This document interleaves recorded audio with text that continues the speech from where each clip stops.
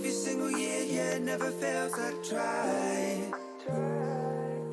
But maybe I don't ever wanna put down this life.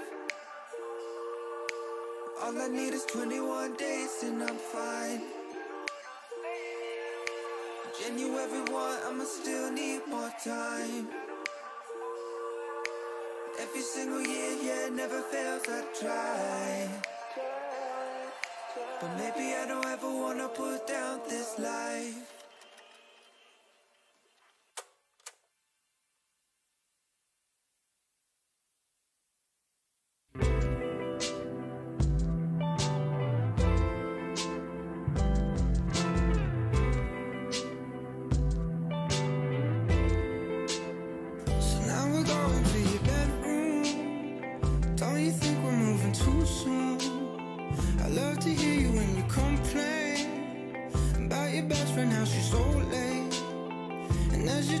Start thinking, all the details start to sink in. But I don't care about the right now. Spend the summer in this beach house. 'Cause I will try to play my part.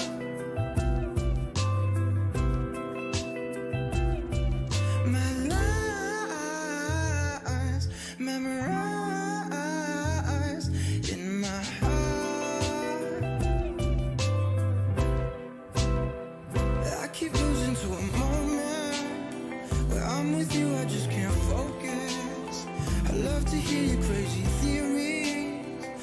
Conspiracies on TV.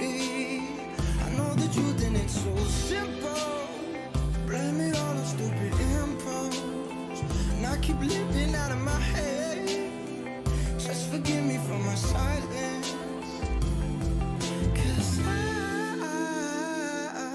will try to play my part.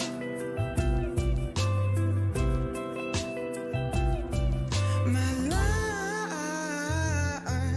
memorized in my heart. 'Cause I will try to play my part. My lines memorized in my heart.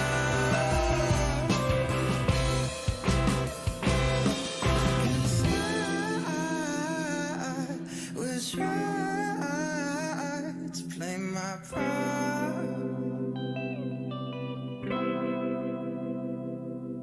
My lines memorized in my heart.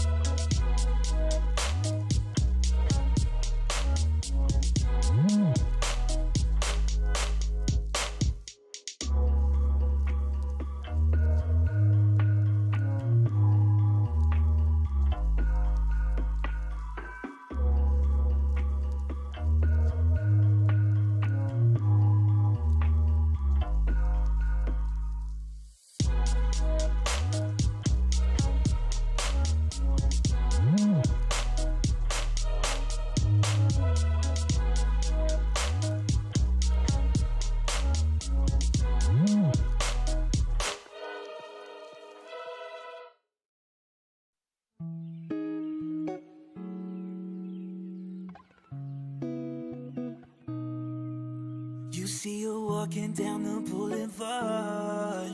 She got the posture of a superstar. She looks so fly in those Gucci slides. Yeah, yeah, I wonder what she hides under her disguise. Yeah, yeah, yeah, yeah. And all the girls around the world, they wanna be it. And all they do just trying to score like it's fever. She lives a double life, puts on a show. What's under the subtle smile, we'll never know. She's a Mona Lisa. Everyone's lining up to see her. There must be something about her features. You'll find her beauty goes much deeper once you get to meet her. Let me paint a picture. I see they don't understand. Feeling like Picasso. She brushing against my hands. Seen you from around the way. You didn't give me the time of day. You be making moves that yeah, who really care what Simon say? All the bad things, girl, I had to look past that. Call yourself a dime, I'm just trying to get my cash back. You be looking fine, so no wonder they can't match that. Louis V scarf, or I'm chilling with a dad hat. Whoa, slow it down like that. Just hold me down like that. Yeah. She's a Mona Lisa. Everyone's lining up to see her. There must be something about her features. You'll find her beauty goes much deeper once you get to meet her. She's a Mona Lisa. Everyone's lining up to see her. There must be something about her features. You'll find her beauty goes much deeper once you get to meet her. She's a Mona Lisa.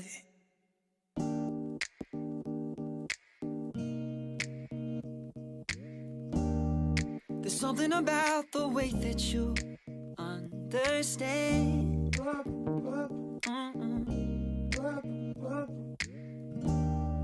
We don't need a rush and we don't need to make no plan.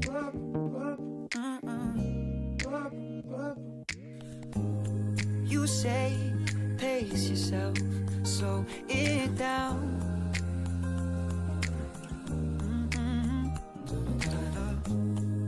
And I don't want to waste my days with no one else. I love how it feels. Killing time, you and I. Hours, minutes, days and nights. Trading all of our deadlines for conversations over wine. Killing time, you and I.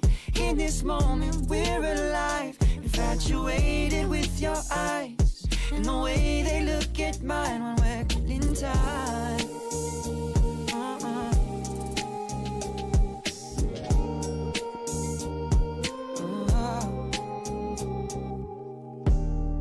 There's something about the way you talk with your hand.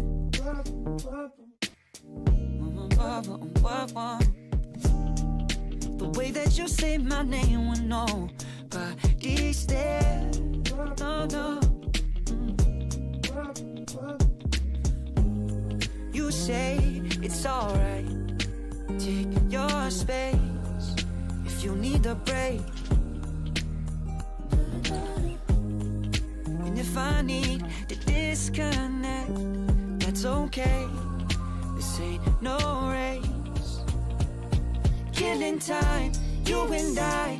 Hours, minutes, days and nights. Trading all of our deadlines for conversations over wine. Killing time, you and I. In this moment we're alive. Infatuated with your eyes and the way they look at mine when we're killing time.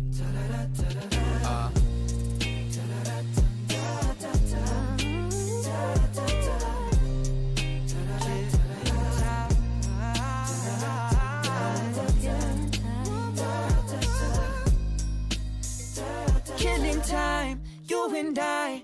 Hours, minutes, days and nights. Trading all of our deadlines for conversations over wine. Killing time, you and I. In this moment we're alive. Infatuated with your eyes and the way they look at mine when we're killing time. Oh, oh. Killing time. Killing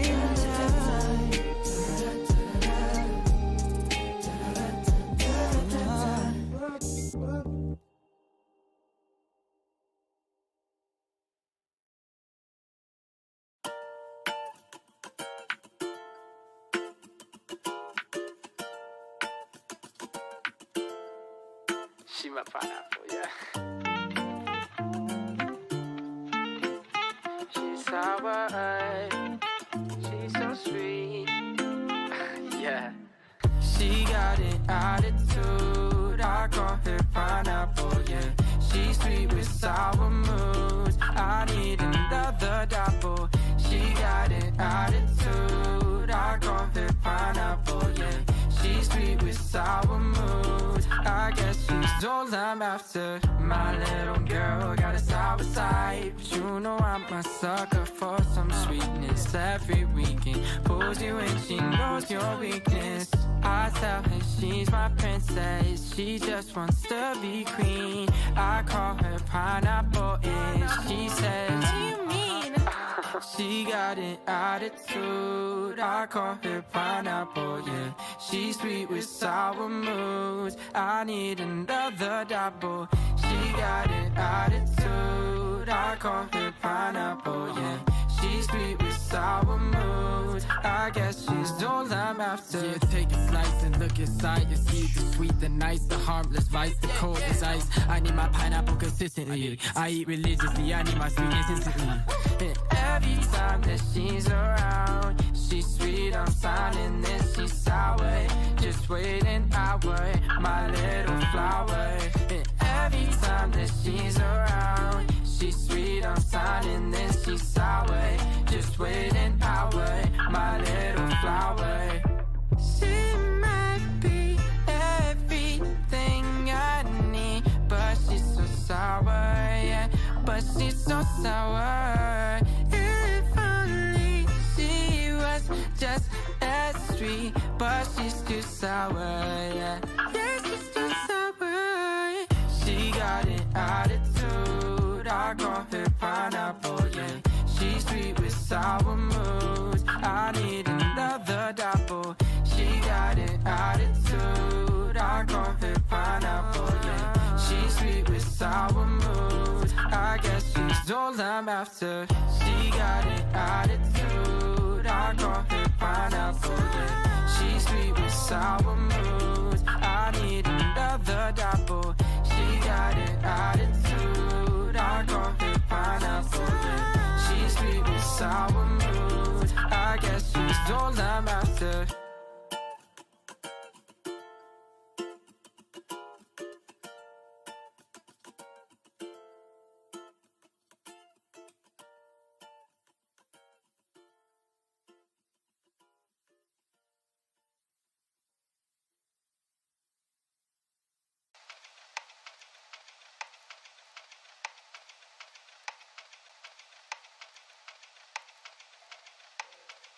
Did you notice I've been lost, staying up to the break of dawn, hoping that you'll show a little warmth, but you know I feel the coldest when I'm wrapped around your finger. Did you notice that you put me through the wrinkle when you said that you needed solace that I can't offer you? I found a light in all this, something to get me through. Now every day is a challenge, top down, blowing smoke out. It's not good for my balance. It sounds great, but I'm burnt out. 'Cause now the drugs aren't working. I've taken all I can, but my heart's still hurting. This can't be all I am, 'cause leaving me so lonely only left me half a man. Now the highs aren't worth it, the drugs aren't working.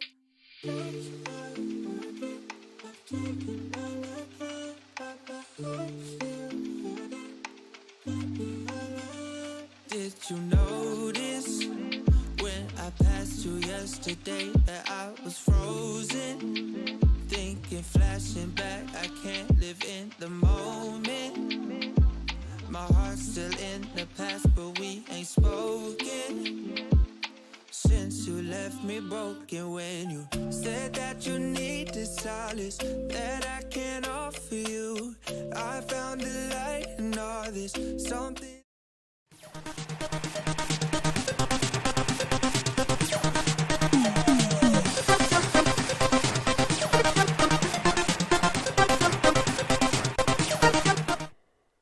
Hello there, everybody on YouTube and Twitch. It's the Happy Hour. You saw the pig intro. It's Happy Hour time. I'm Kevin Logan, and my daddy was a bank robber. Just to be serious for a second, he didn't really steal money from banks. That's not true. But anyway, joining me, my guest, as ever, Kristi Can't Fail. That's another song by The Clash. Just doing Clash references. Okay. Now. Okay, that's gonna be. I'm not gonna be very good at this game, but maybe the chat can help. Yeah. But Kristi don't like it. I do know it's that Dr. one. Kristi Winters, anyway. Oi, oi, Kevin. How are you? It's Monday. Is that an answer? That was no, because I said how are you, and you said it's Monday. That's not a 5-4. 5-4. Is that an answer? 5-4. No, that's the score between Cambridge United and East Dunbar in the Scottish Anglo Cup in 1934. Yeah, you're pointless like the scoreless game. Anyway, let's. It's a day. I'm breathing, and I'm on air, so I've got to be witty and funny and bubbly and charming now. Kristi, you don't need to try and do that. That's a natural talent you have. Oozes from you. So oozes. It oozes from I you. appreciate that. I haven't been described as oozing before, so I will add that to my CV. Yeah, no, you're a squirter, aren't you? Yeah. What? Anyway, speaking of Kevin squirting. Were we? You were. Well, I was. Anyway, yeah, so... We've got some weird sex stuff for you guys. Yeah, we've got a combination of... The first bit is just... It's very, very short. That's what she said. And it's weird and funny. And then the rest of it, not so much. Right, yeah, there's only really one fun part of this show. Yeah. You're jealous of Kev's hair? What the fuck is wrong with you? Honest to God, people. Pull yourselves together. Sorry, go on. That was it. Oh, okay. Fair enough. Well, I'm now sharing the screen with you, so you can see the screen if you want to. Oh, I appreciate that. It's always helpful when I can actually see what people are seeing, and you as well. That's a good thing. It is a good thing, thank you. Yeah, it's just super, super helpful. Yeah. It makes it... So anyway, yeah, I'll do shilling. Yeah, go and follow me on the Twitches.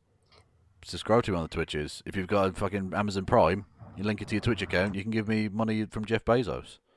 We can impoverish the motherfucker in no time.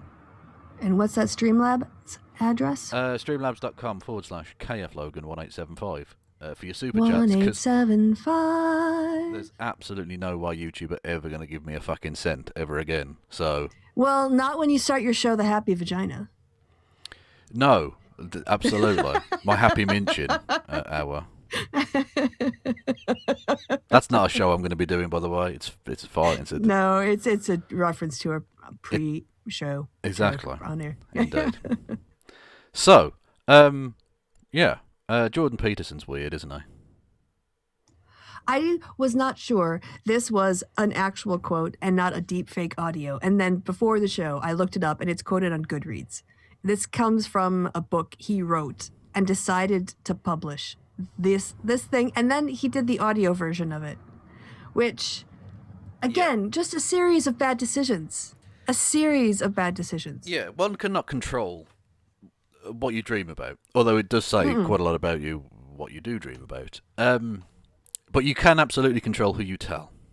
Well, you're actually quoting me because I said that before we came on air. Well, true. Let's not let Kev singing interfere with anything. Let's just move on past that. I'll deal with that shortly. Thank you. Ooh, $1,000. Yeah, that's $10. $10 US. Anyway, so yeah, Jordan Peterson's fucking mental. Oh, it's so weird. It's so unbelievably weird. That's the actual quote right there. It's a real quote from his real book, Maps of Meaning, The Architecture of Belief. This is one of the most mental things you will ever hear a person say. Honest to God. How did we not know about this until now is my question. Because no one's read his fucking weird That's psychobabble true. book.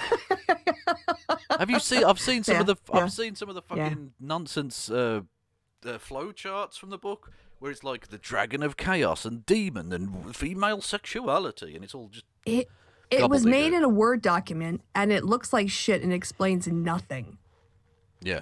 Like, my students would not have come to me with a figure like that because they wouldn't have gotten credit for it. Because I'm like, I don't understand any of this. This is nonsense. Yeah, this is. I can't look at this and intuit any meaning from what you've drawn.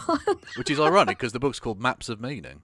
Yeah. And yeah, it doesn't contain any actual maps or any meaning. But it does contain a discussion of his grandmother's dream pubes. Yeah. Yeah. Thank you. 1,000 bits. Very, very generous. Thank you very much, Elysian Gauntlet. They say, you finally managed your sub alerts. I like, here's your reward, good boy. Well, thank you. I now feel slightly more like a dog than I had 5 minutes ago. But thank you nonetheless, yes. Yes, I hate Jordan Peterson for many reasons. Mostly, indoctrinating people into transphobic garbage. But secondly, I'd never, ever, ever considered any of my grandparents, paternal or maternal, their pubic bush situation. No. It'd never been an issue for me. They're all long dead. It's, not going to be a concern going I forward. know they're human beings. I Exactly. understand they had hair. It wasn't something I dwelled on, though. But then, it's not something I've ever dwelled on, but he made me consider it for the first time in my life. And I probably thought, let's be honest, I don't think either of them were even trimmers. There was no manscaping back in the 50s. No, these I just like two rutting beavers, is what I would imagine. But yeah, Jordan Peterson made me think about that, and I hate him so much more. But this, I'll let the man speak for himself. It's I think mental. the best thing is you really just have to hear it. You don't. So, It has to be heard to be believed. quite. I dreamed I saw my maternal grandmother sitting by the bank of a swimming pool, which was also a river. Her genital region was exposed dimly. It had the appearance of a thick mat of hair. We'll stop there for a second. Dimly? Dimly, a thick mat of hair. Like, that was what he focused on. Was she a fucking Hey. platypus? What? When I go to changing rooms and I'm walking around lots of other naked women, or maybe in a sauna, co-ed naked saunas or pan saunas in Germany, I don't look. Like, that's kind of like polite. You don't look. You don't notice. Yeah, You bounce your eyes, exactly. as the Christians say. Bounce your eyes. Oh, someone said, was it a weeping willow? Was there moss? Oh God, I feel ill. Yeah, you don't really look. Why was he looking? I know it's a dream, but like, this is how fucked up his dreams were before the drug addiction and before the fucking coma. Also, even if it were a dream, he is choosing what to focus on when relating this story. Exactly. You could just say, my grandma came to me in a dream. Okay. Yeah. Oh yeah, It she could had have been a about the mutt swimming out as pool well. that was also a river. Yeah. Yeah. Nana was waving her flaps at me. Like, no one needs Yeah. this. Yes. She had her minge out, but, I bounced my eyes. Exactly. She was going beef curtains to the wind. But, I wasn't going to describe it as a Brillo pad. I didn't have a thick mat of hair, whatever it was. a split tennis ball was on display for all to fucking see, the dirty cow.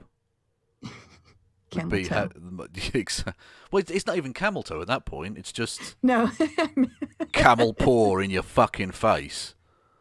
Anyway, let's get back to Jordan talking about his grandmother's genitals. Mm-hmm. She was stroking herself absent-mindedly. Wait. She walked. We'll stop there again. About 6 words there. Where? Yeah, you can't say a line like there was a thick mat of hair around her genitals. She was stroking herself absent-mindedly. You do need to clarify that. You can't leave that there. Stroking what exactly? Stroking the head on her hair or the head on her beaver? Or her arm, or, her knee. Because, like, I find myself, I'll do that. I'll, like, stroke the back of my hand as I'm, resting between typing. Or Get some help. massage my Definitely. thumb. Definitely. I never before has Michael Jordan's opining there been more appropriate. Jordan, just stop it. Get some fucking help.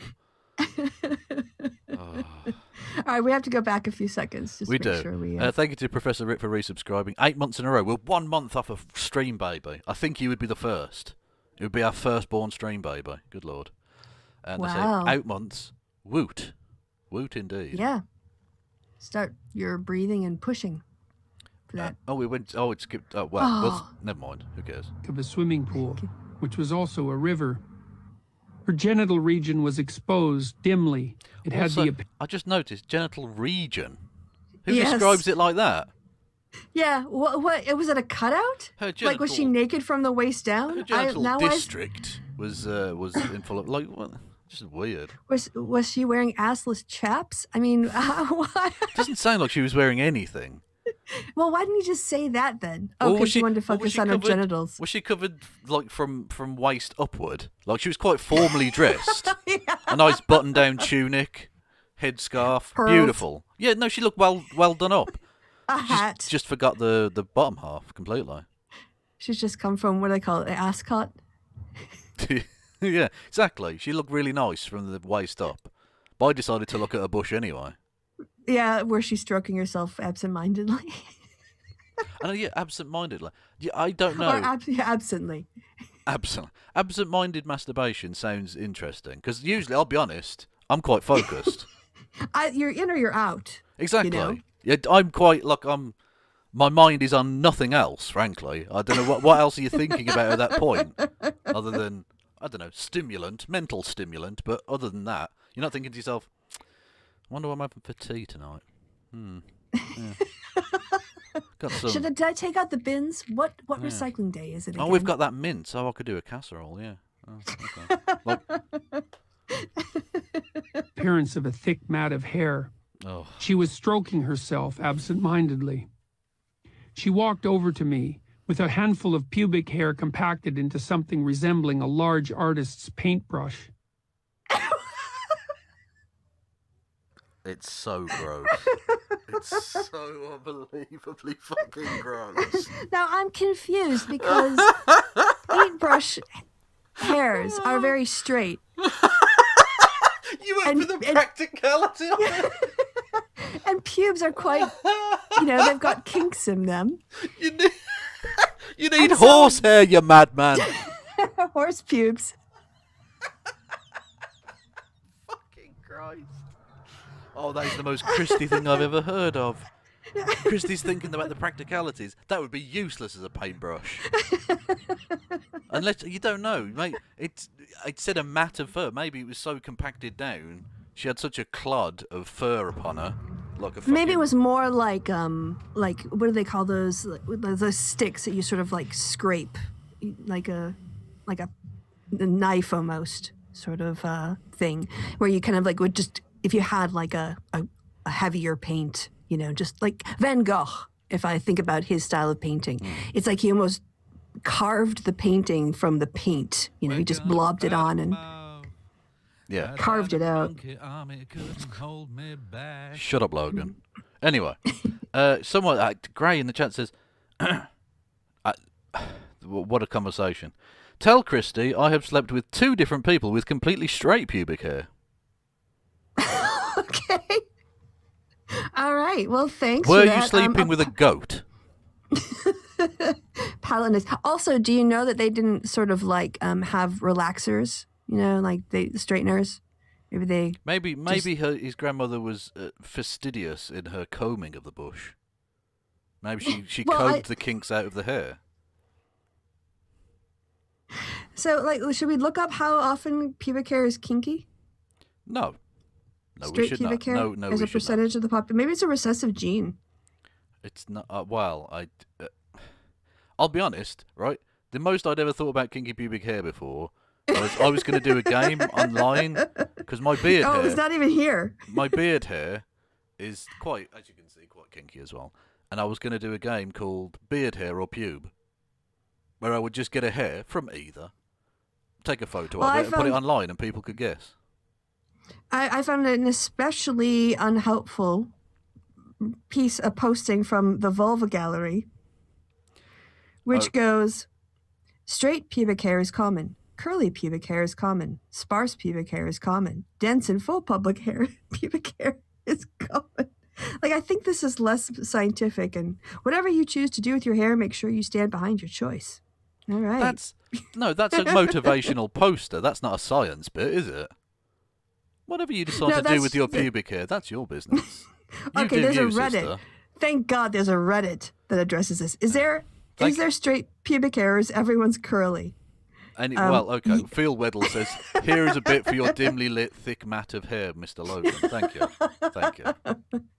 One person helpfully says, yes, it exists. Stores have straight pubic hair.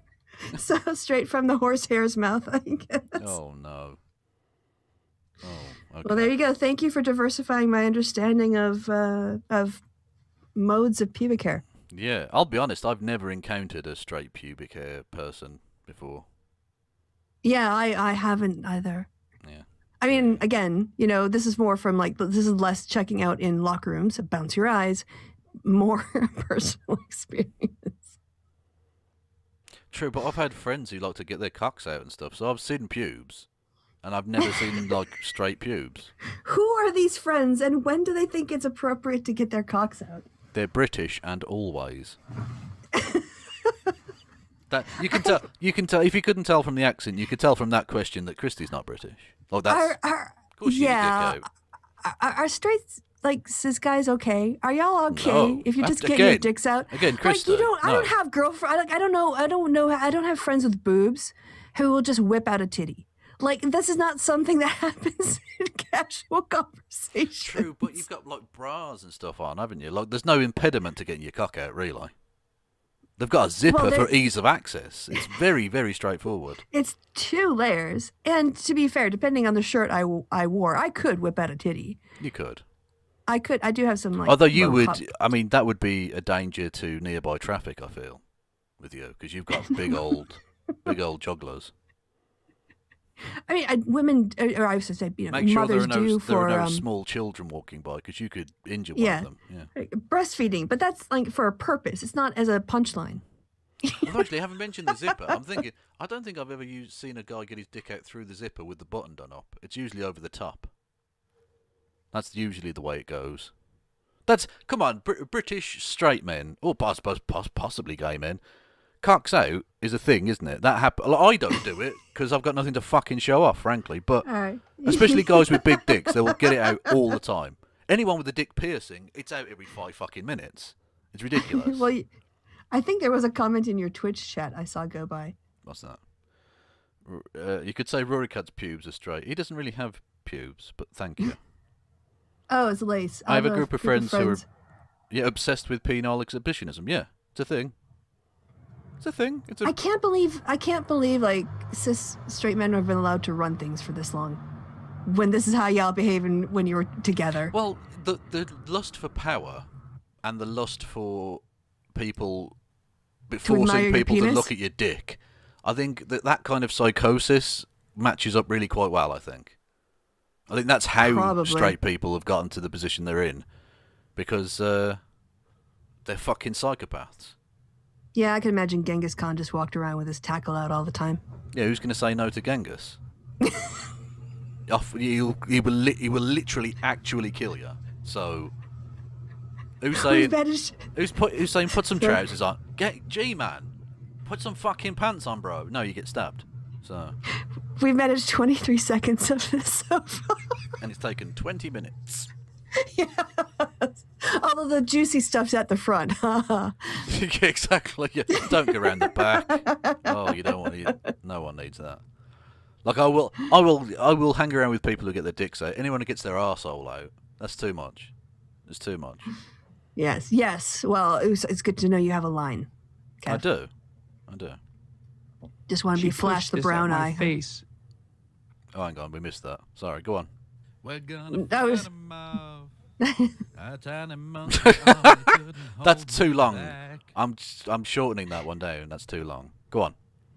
Oh no, I was just gonna say, you don't want to be flashed a brown eye in the middle of a pub or while you're drinking beer. There are certain eyes that are okay to be winked at across a bar. Yes.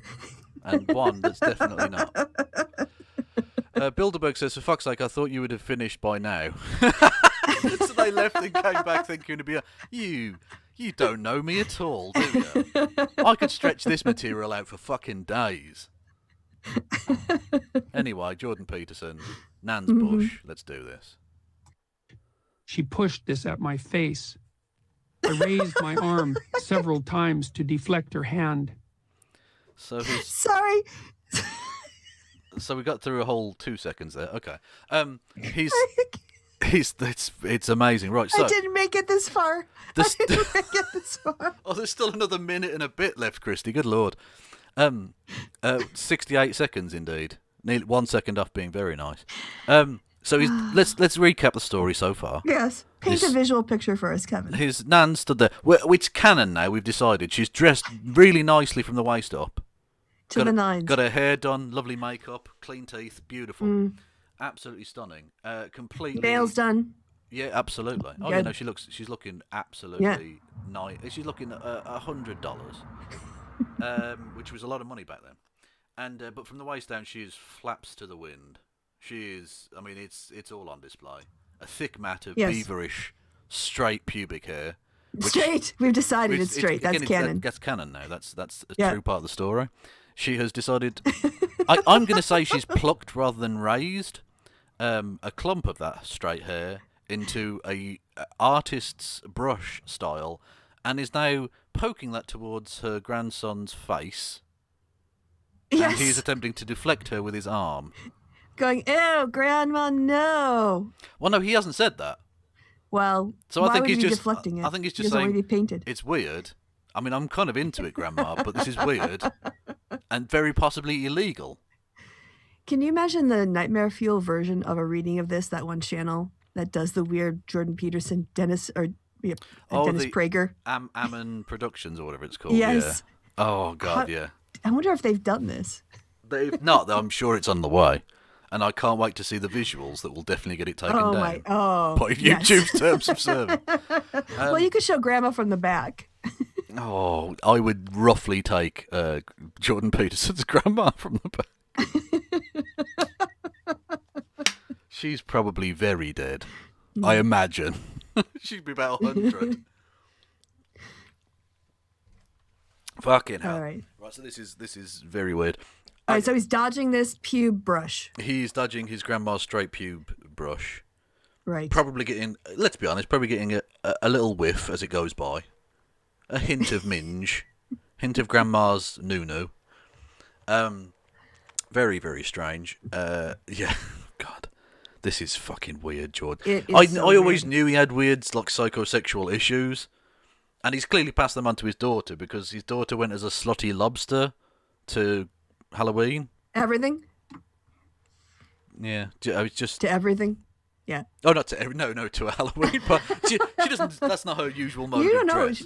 You don't know that. Oh, I do. She does like podcasts on camera and stuff, and she's rarely, if ever, dressed like a lobster. So... I mean, she goes out to the clubs, though.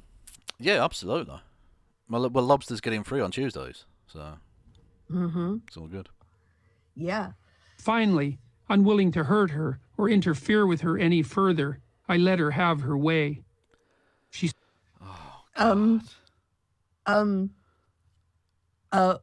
What? He surrendered to his grandma's pube brush? Yeah.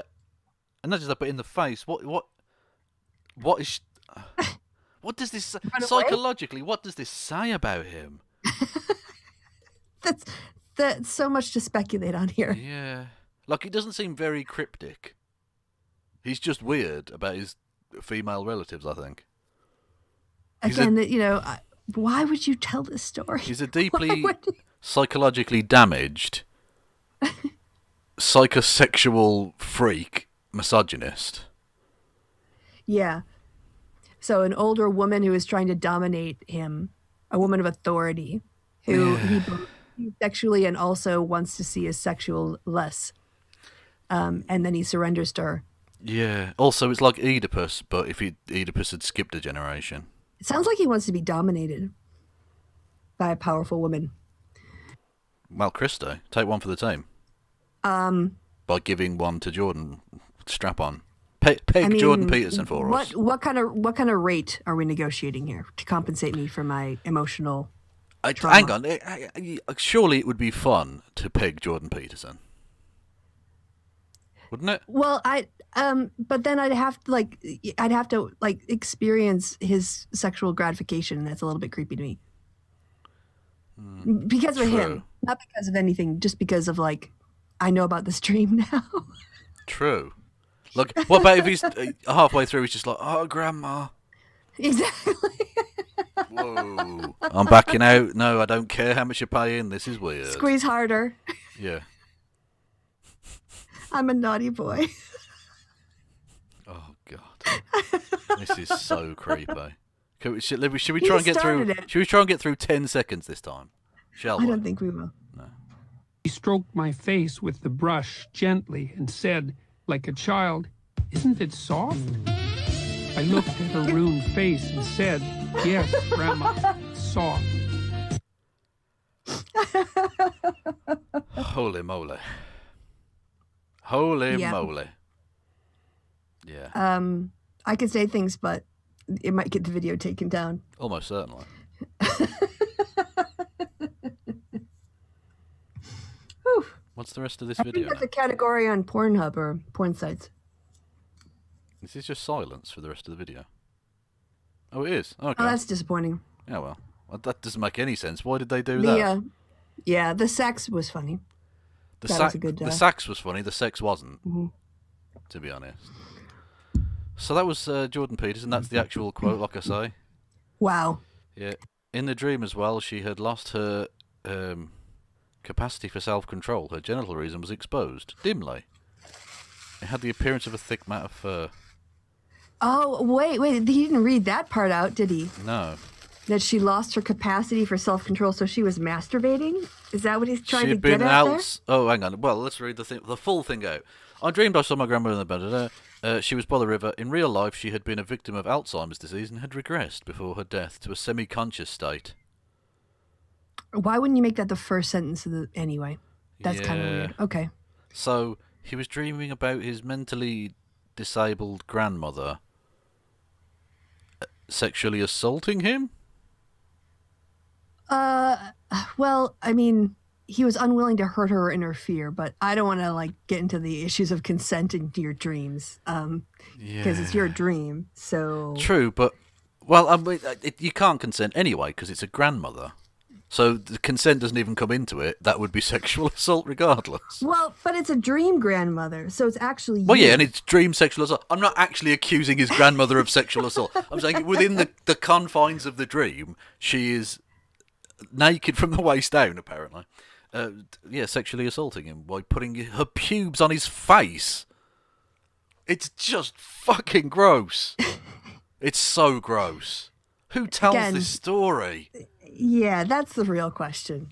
Dreams, you can't control your dreams. People dream about random stuff. Your subconscious mind puts together weird combinations, but you do have a choice on who you tell and putting it. Also, there's sort of one thing too. Let's say that Jordan Peterson is desensitized to the shocking value of this to people who are not into Freudian dream psychology, right?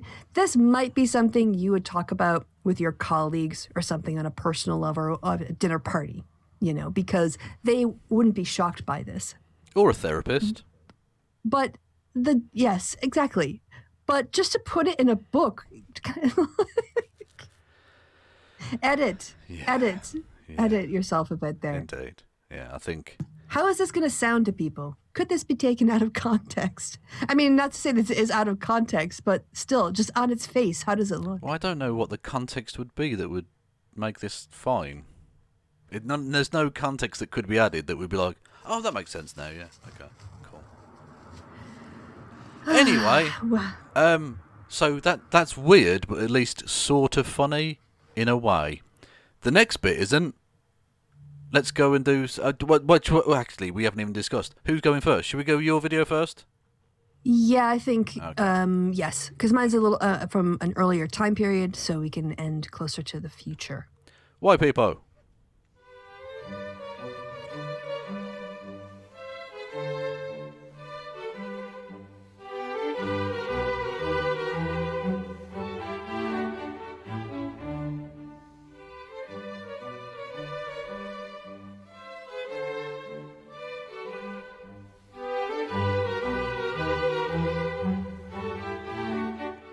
Yes, White History Month.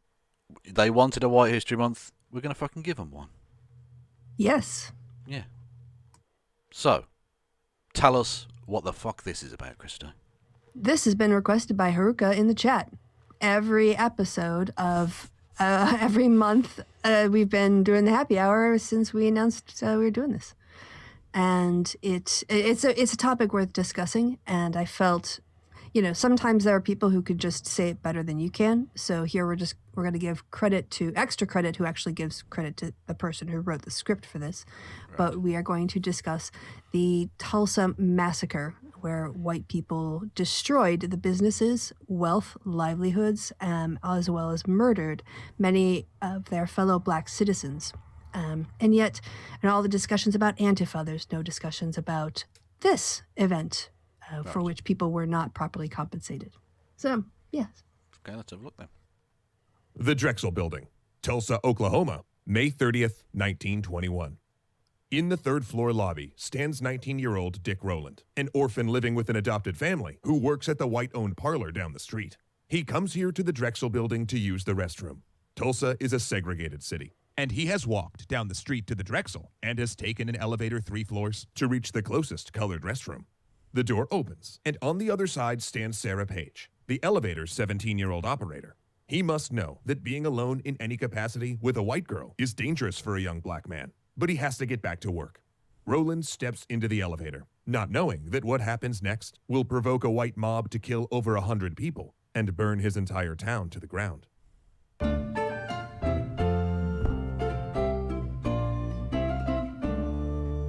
The YouTube revenue of this video will be donated to the NAACP Legal Defense Fund. To help us explain this horrible episode in America's history, we've asked triple African-American Literary Award winner Stephen Van Patten to write this episode. Apparently Haruka didn't want this one. They wanted a different one. For fuck's sake. Well, this is the one you get, Haruka. Now shut the fuck up about it. Oh! Kristi coming in hard. Oof. Oof. Okay. Stop spamming our chat. Thanks so much, Stephen. 57 years after the United States abolished slavery, the Greenwood district of Tulsa, Oklahoma, was a surprisingly prosperous slice of Americana. Greenwood's population was comprised of blacks who had migrated there from the South, seeking improved conditions, but found that better life elusive.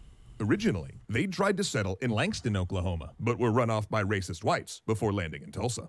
Despite the city's strict Jim Crow-style segregation laws, Greenwood's mostly black residents played an integral part in building up their neighborhood. In fact, being isolated from their hostile white neighbors may have actually helped them build Greenwood into a prosperous district that civil rights activist and author Booker T. Washington nicknamed Black Wall Street. The state of Oklahoma, and Tulsa in particular, had done well financially, largely due to a bustling oil industry that had caused a population boom around the turn of the century and made many fortunes.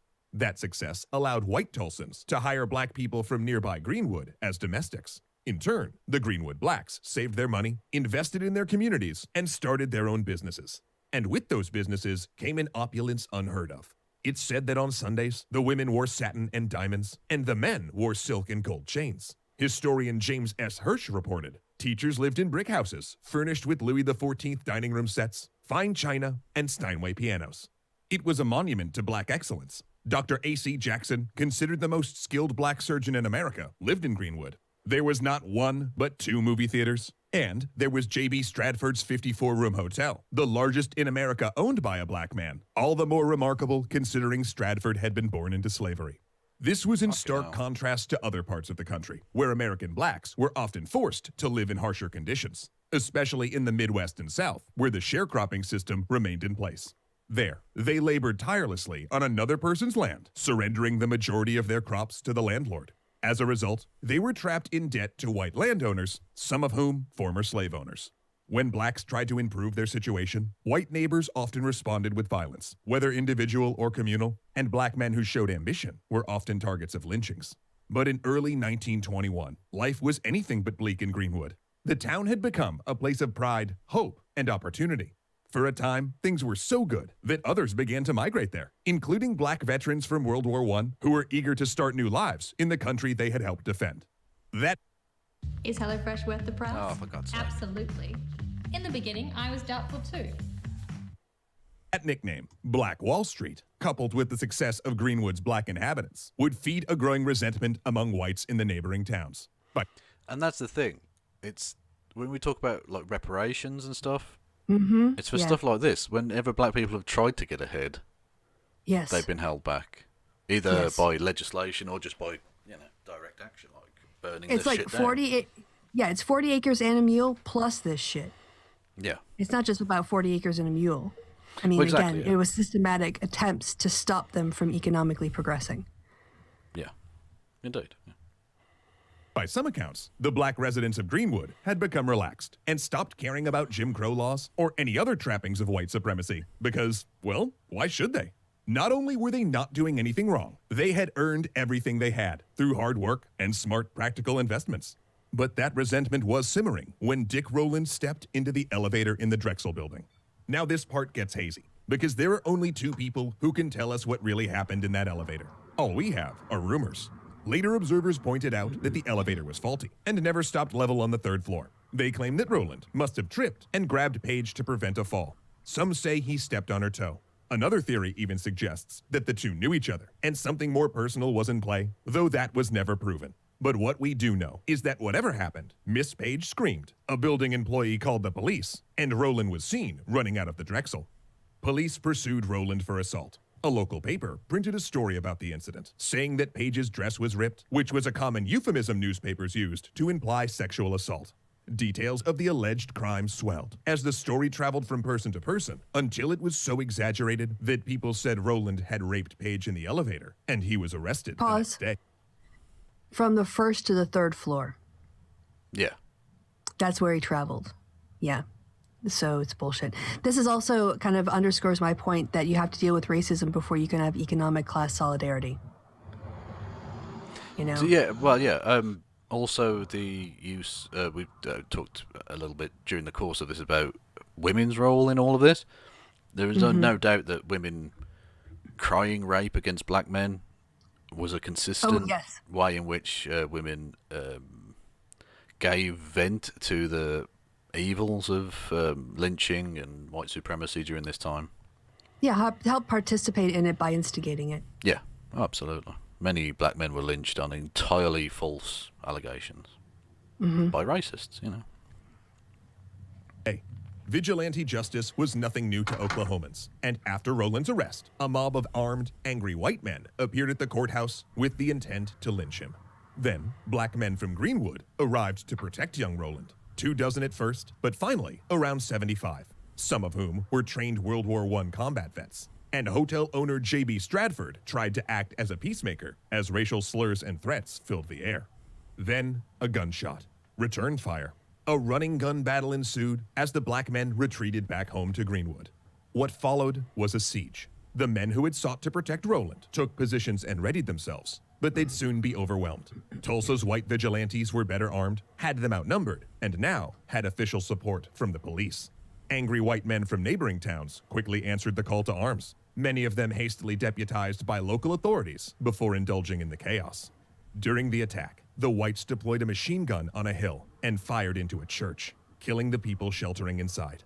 Cars filled with rioters drove through Greenwood, firing from every window. White vigilantes dragged black men out of their homes to shoot them in the street, or tie them to the back of cars and drag them through town.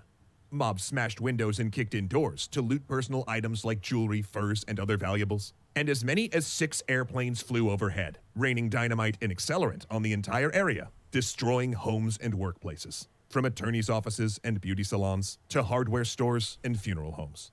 This went on until the next afternoon, when the Oklahoma National Guard arrived and declared martial law. It was too late. 10,000 black people were left homeless. The official death toll was 39, but later historians would put it between 75 and 300. Among the dead was Surgeon A.C. Jackson. J.B. Stradford, by contrast, survived, though his proud hotel was nothing more than rubble. And it wasn't alone. 35 blocks had been destroyed, with over $2 million in damage and property loss, roughly $33 million in today's currency. Because local police told the National Guard that there had been a Negro uprising, 6,000 Greenwood residents were arrested and detained for a week. Upon release, many joined the rest of the homeless living in Red Cross tents. With nowhere left to go, many stayed and suffered through a brutal winter under the canvas. Greenwood had been rendered unlivable, and Tate Brady, a Klansman in the local government, thwarted any plans to rebuild. Efforts were made to relocate the disenfranchised even further away. But the displaced of Greenwood dug their heels in and took the case to the Oklahoma Supreme Court. They won, but Greenwood would never be the same.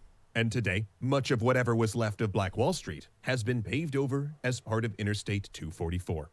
J.B. Stratford and 20 others were wrongly accused of instigating the riots. But other than that, there were surprisingly few charges brought up on anyone. Stratford jumped bail and later became a successful lawyer in Chicago. And the Tulsa police chief was relieved of duty. But neither he nor the rioters saw a day of jail time. Yet perhaps the most startling part of the story is what happened to Dick Rowland. Sarah Page left town after the massacre, leaving written instructions not to press charges. And upon release, Rowland left Tulsa and never came back. Both disappeared from the pages of history. We don't know where they went or what became of them. They were gone, like Greenwood.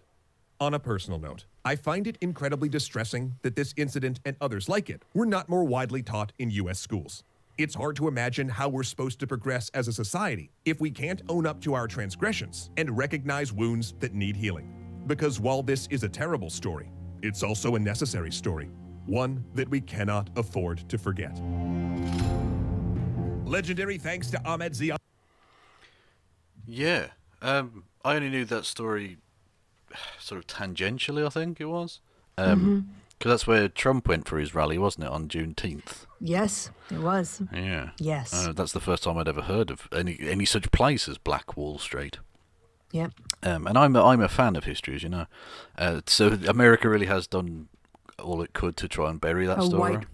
White supremacist whitewash over it, definitely. I watched several videos.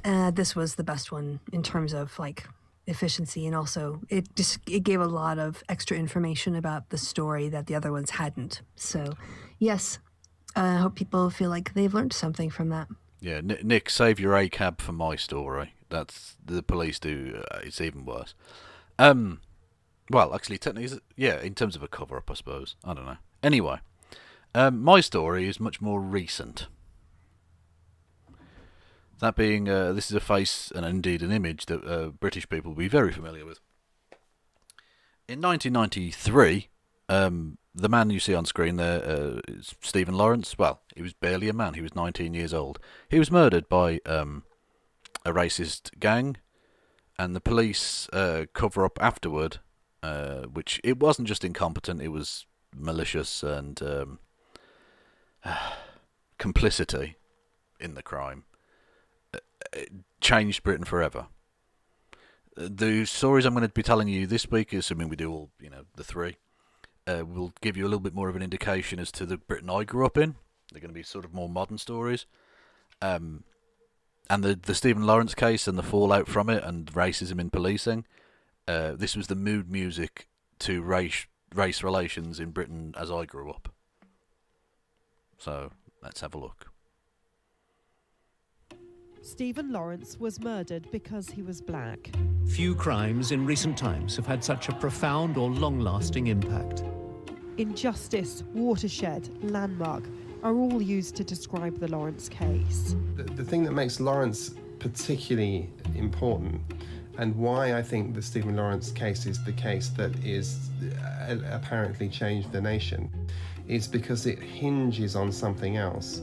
So the murder itself was just jaw-dropping, and nobody could grasp that. But what followed was just beyond anybody's imagination.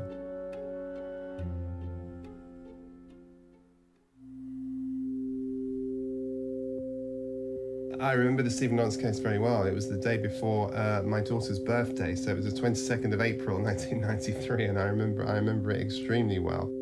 It's hard to describe it in any other way as just almost sport. I suspect for an American audience, you would be able to really relate to this, and perhaps this is why it was so shocking, because although it wasn't in any sense a kind of, a down south Mississippi lynching, it wasn't far off. It was less spectator sport than the lynchings of old. But it had many of the same features. It was a racialised murder, and the police complicity in trying to allow those to get away with it was spectacular. Mm-hmm. And the fact that no police were ever prosecuted for that is quite something. Yeah, just like the white people weren't prosecuted for what they did in Tulsa. White supremacy. Indeed. But again, this is just to give you some idea, because I think Americans have a far too rosy a picture of what Britain is. This wasn't 1921, this was 1993. Yeah. Yeah. This is the bus stop where Stephen Lawrence was brutally stabbed to death in a savage racial attack. Today, the bus stop's being changed. There are even new benches. But it does nothing to diminish the fact that this point... Well, that intro is now inappropriate. Thank you, Bloody Undies 0, for following. ...represents the very worst in British race relations. You had two boys, Stephen and his friend, who were at a bus stop in southeast London one evening, and they were part of an absolutely unprovoked attack where one of the boys managed to escape, Stephen sadly didn't, and 5 young white men murdered him. And as we discovered, as the story unfolds, and the press and the media were able to get behind the story of Stephen's murderers, these people had practiced these kinds of assaults and killings in their bedrooms, and also it was just the most extraordinary thing.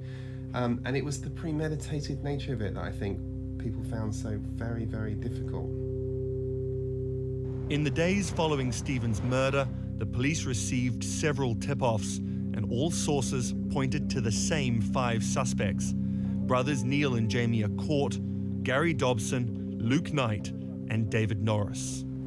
Their gang were named 26 times as Stephen Lawrence's killers in the hours following his murder. Lawrence handed in her own list of suspects, only to see the officer first fold it up and then screw it into a ball in front of her.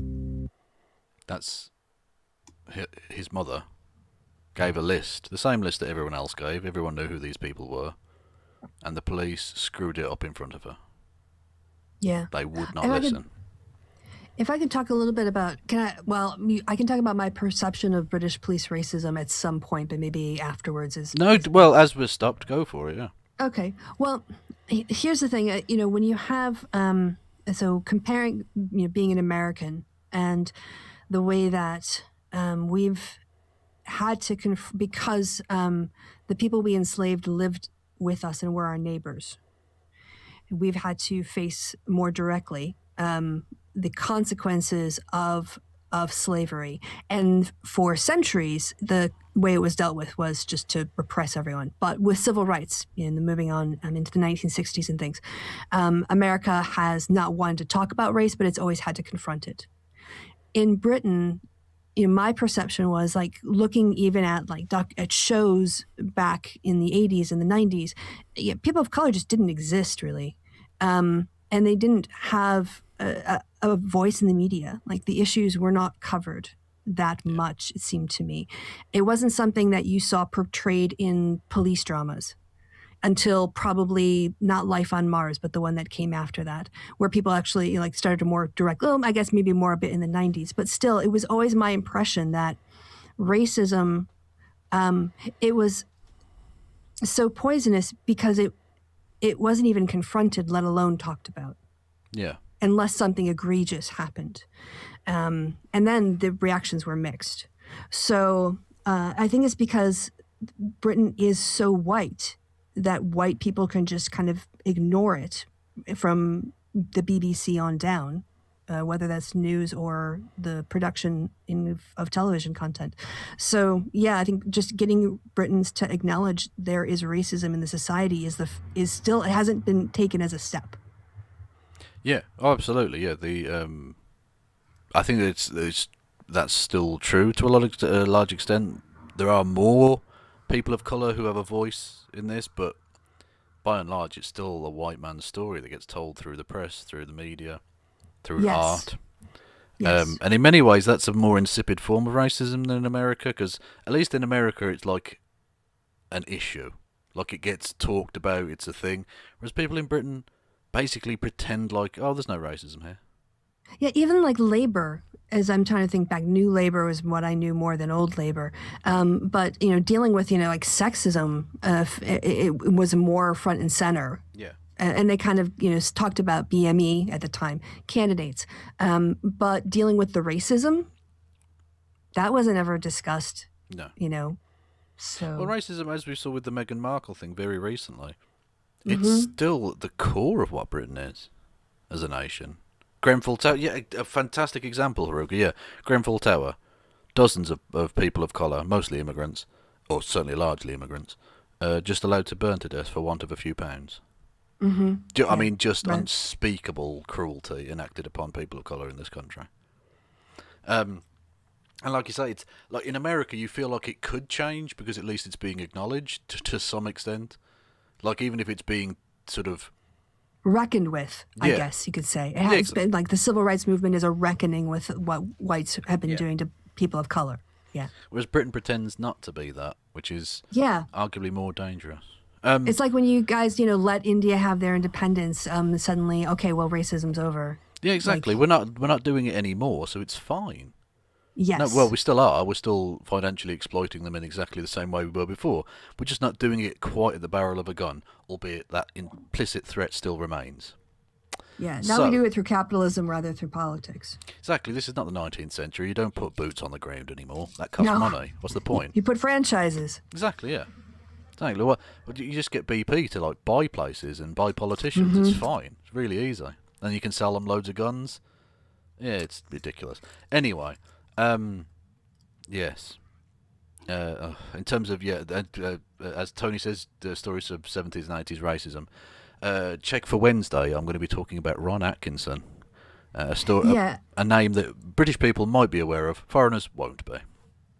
But I'm just saying that I think in terms of like the news and the political discourse and the culture and entertainment, that reckoning doesn't happen. I mean, it happens in the news when it has to, but the kind of discussions about racism, like who's coming to dinner.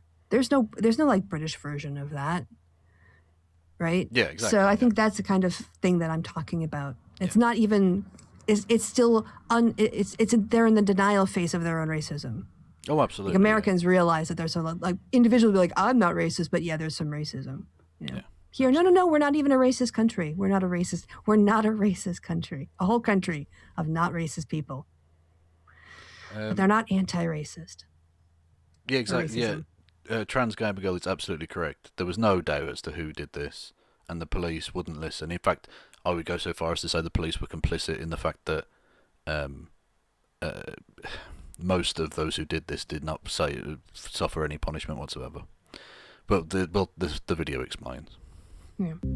The Met's failure to respond to initial report... By the way, the Met is the Metropolitan Police, which deals with London, but also deals with anti-terrorism for the whole country. So that's just when they say the Met, it's the Metropolitan Police Force. The old Scotland Yard, you might have heard of. Would prove to be the first in a string of injustices against the Lawrence family that spanned more than 2 decades. A couple of weeks later, and still no arrests. The Lawrence family had a press conference airing their frustrations that not enough was being done to catch the killers. 2 days later, they met with Nelson Mandela. Nelson Mandela paused on a visit to Britain to publicly shake the Lawrences' hands. In private, they talked, he listened, when no one in authority would. We are very used to this type of thing where life is regarded as cheap in South Africa. But nevertheless, it's a sense of deep concern that it should happen in a country like Britain. So we had these 2 huge problems. We had this issue of a young man in a London street who could be murdered. But in addition to the murder, we were confronted with this extraordinary notion of the ineptitude of the police inquiry that was motivated by race. Again, I would go for that's quite neutral, but I would say it goes beyond ineptitude. I think this was complicity with the crime. The police were so racist they weren't going to. They thought they could just spit on this black family, and it could just go unsolved and no one would care. And if it weren't for the woman on screen here, who's Doreen Lawrence, who is currently actually a member of the House of Lords. She's Baroness Lawrence. Oh, okay. And she's fucking dope. Anyway, if it weren't for her steadfastness for decades, campaigning all the way through this, nothing would have happened. Yeah. It shouldn't come to that. The police should do their fucking job. Mm-hmm. Otherwise, yes, what are they that's there? What they're paid for. What are they there for exactly? Because this was an open and shut case. If they'd done the investigation properly from the start, 5 men would be in jail for this now. Justice would have been served. It's not the way it went down. It's a racist society that it doesn't matter, as for a black person that is, it doesn't matter what standard of life you try to achieve for yourself, it makes no difference in cases like this. You are treated as if you're a criminal right from the start. In 1994, a year after the murder, covert video filmed by the police over several days in one of the suspects' apartments showed the gang using knives and making violent, racist remarks. With the investigation going nowhere and a growing sense that the system had failed them, Stephen's parents took matters into their own hands. In 1996, Doreen and Neville Lawrence took out a private prosecution against 3 suspects. This was the first private prosecution for murder in the UK for more than a century. Can you pause it? The Lawrences would once... All right, as an American, I don't understand this idea of a private prosecution. Is this a civil case to see if they were guilty according to a preponderance of the evidence, or is this an actual, like, criminal process that people can bring privately? How does that work? Yeah, it's a proper criminal prosecution, but you have to I don't think we have any equivalent. I don't think you do, no. Because it's often the Crown versus, so it would be Rex versus, right? If it's the state. Right, it's sort of complicated, but the normal process would be the police would investigate, hand that evidence over to the Crown Prosecution Service, which is the authority that does that. Keir Starmer, for instance, was formerly the head of the Crown Prosecution Service, who then decide whether to go forward with the case or not based on the evidence. Do they think they've got a case? If yes, they'll go forward. If not, no. And because the police gave them insufficient evidence, because they had no intention of ever producing any evidence, because they didn't want these people convicted, because they were racist garbage and they didn't give a fuck about the black family and all the rest of it, or the black kid that got murdered, that the CPS couldn't go forward with the case. So you then have what's called a private prosecution, which you have to pay for, and which there are a limited amount of slots available for in any given year, because there's only so many courts and so many judges and so on. This case was always probably going to get it because it was relatively high profile, but even so, and you have to pay for that out of your own money. Now, thankfully, because this had become sort of a core celebre because of people like Mandela speaking about it and stuff, they were able to get some pretty damn good lawyers working pro bono, because it's, you know, good for the image or whatever, and human rights people are generally pretty good. But like I say, you have to pay for all the court and all the rest of it yourself, because it's not the state that's prosecuting at that point. But it does have, under the legal, but if they've been found guilty, they'd have been sent to prison for God knows how many years. So it's like basically when the state won't do it, you can do it. You can still press charges, basically. Yeah, exactly. Even if the police won't. Exactly, yeah. But you do have there are all kinds of legal barriers you have to clear in order to get a private prosecution off the ground, basically, and you have to have a lot of money, which makes it's pretty rare that they actually happen, and it's pretty rare a conviction is ever sought that way. But even so that's it's I don't think you do have such a thing in America, no. Nope. Once again, leave without justice. The judge directed the jury to return not guilty verdicts. What? Identification evidence was ruled inadmissible, and there was not enough other evidence to justify the prosecution. Yeah, some of the evidence was ruled inadmissible, and there wasn't sufficient evidence at the time. Now, the video will explain shortly, but because of advances in DNA technology later on, things did change slightly, but I won't ruin it because it's a part of it. Exactly, Private prosecutions in private courts are things sovereign citizens try to do. Yeah, that in America, that's a nonsense thing. But even then, it's not a sovereign citizen type thing. It's a proper, legit thing. Look, it's legal. Not just they don't just roll up there and pretend. Look, you have to have a proper lawyer. Well, technically, you can represent yourself if you're the defendant, but you need proper lawyers. Well, it's in the legal code Yeah. here. This is, they're not making up the law like the sovereign citizens are trying to do. Yeah, it's not the sovereign citizens going, no, I'm not driving, I'm travelling in my personal conveyance. Oh, shut up. Just shut the fuck up. I'm a sovereign national entity. No, you're not. You're a prick from Ipswich. Shut up. Anyway. So, yeah, the private prosecution. And it's about to explain it, but the double jeopardy law kind of fucked things a little bit. Or I'll let the video explain. Well, okay. The 3 suspects were acquitted, and the entering of not guilty verdicts meant they could not be tried again. I think one of the things that makes the racism argument such an interesting one is that there is a difference, I think, between individual racism and institutional racism.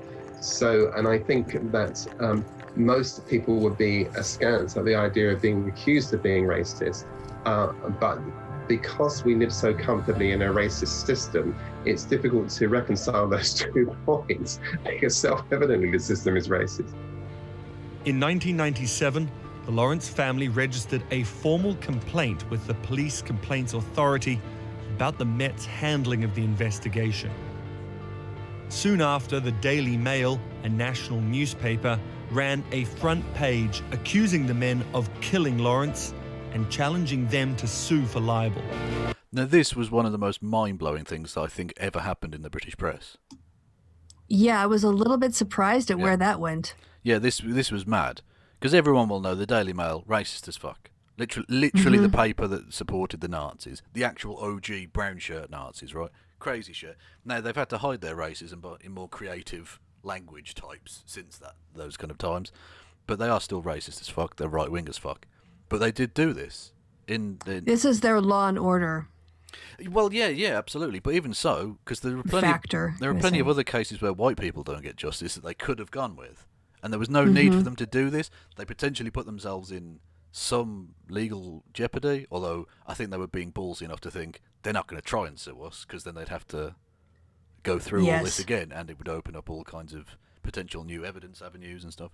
But still, it's a pretty ballsy manoeuvre, and it's a righteous thing to do. It's the stop clock being right once a century type thing. They actually, fair play to them on this one occasion. Someone got it right. Yeah. Yes. Yeah. And there's no doubt this was a big part of why any semblance of justice was ever gained, actually. Which I hate to have to give the Daily Mail any credit there, but where it's due, it's due, Yeah, but we want to be factual here. We're not going to edit things like PragerU. Indeed. Occasionally, right-wing dickheads do a thing, and it's not And you terrible. have to go, yeah, fair enough. Yeah. So yeah, that was the front page. Murderers. If the Mail accuses these men of killing, if they're wrong, let them sue us. You'd need another full stop there, a period, but I'll let them off on this one occasion. I think the Daily Mail's involvement was really very surprising.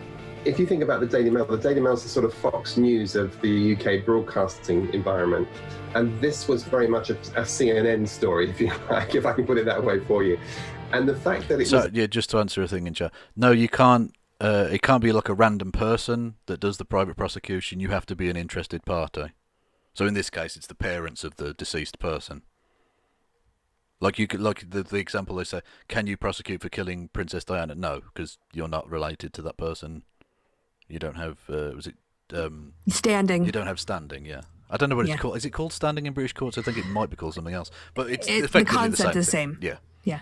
Yeah. You wouldn't be allowed to do that because you're not a close relative or an injured party in some way to that crime. Yeah. Assuming you can't any do it crime on took behalf place of there. an injured party. No, you have to actually be involved in some respect, which in the case of Stephen Lawrence, the next of kin would be their parents. So that's why that would be allowed. Anyway, but it's a thing. It's pretty rare though. It's a pretty odd legal course of action. But there we go. It's actually Fox News in the form of the Daily Mail that went to bat on this and actually published the extraordinary headline "Murderers" with a picture of these young men. Was a massive stance. With growing interest around the case from both the media and the public, pressure was on the newly elected Labour administration to take action. By the summer of 1997, the new Home Secretary, Jack Straw, met with the Lawrences, and soon after, the Home Office announced a judicial inquiry into the police's handling of the case. This inquiry will have full powers to compel the attendance of witnesses to give evidence under oath, and if they fail to do so, to punish them as if it were a contempt of court. Yeah, actually, that's a good. Sorry, reading the chat. That's a good point. Yeah, Mohammed El Fayed, who was the father of Dodi El Fayed, who was also killed in that car crash, did try and bring a private prosecution, and it failed. I don't think it even got to the court case stage for some reason. Like I said, who was he trying to bring it against? I think the royal family. I think it was actually the Crown, Oh, which is interesting okay. because that brings up the same question as it did when the execution of Charles Stuart. Because it's the Crown, but how do you put a queen on trial when she's the head of state? It's a vexed question, but either way, it didn't fucking happen. Yeah. The inquiry, led by retired High Court Judge Sir William Macpherson, sat for 59 days to hear evidence from 88 witnesses and produced more than 100,000 pages of documents. At the heart of this inquiry is the allegation from the Lawrences and their lawyers that racism permeated the police investigation into Stephen's death and permeates the society in which it happened. So it's become a touchstone for the black community, and the outcome could point to the direction of the future of race relations in Britain. The gang came to give evidence at the public hearing. Yeah, this was fucking mad. I remember this as a kid.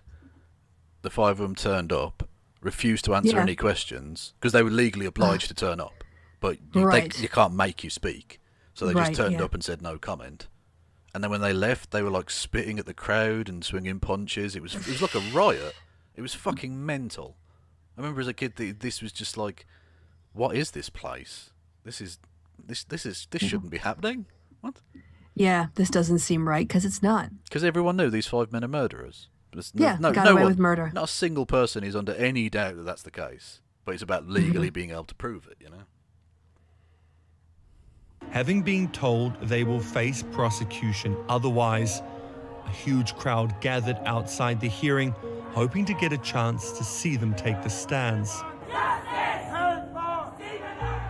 At the inquest, the 5 suspects refused to answer questions. The inquest jury ruled Stephen had been unlawfully killed in a completely unprovoked racist attack. Tensions between the police, the public and the suspects reached boiling point outside the court.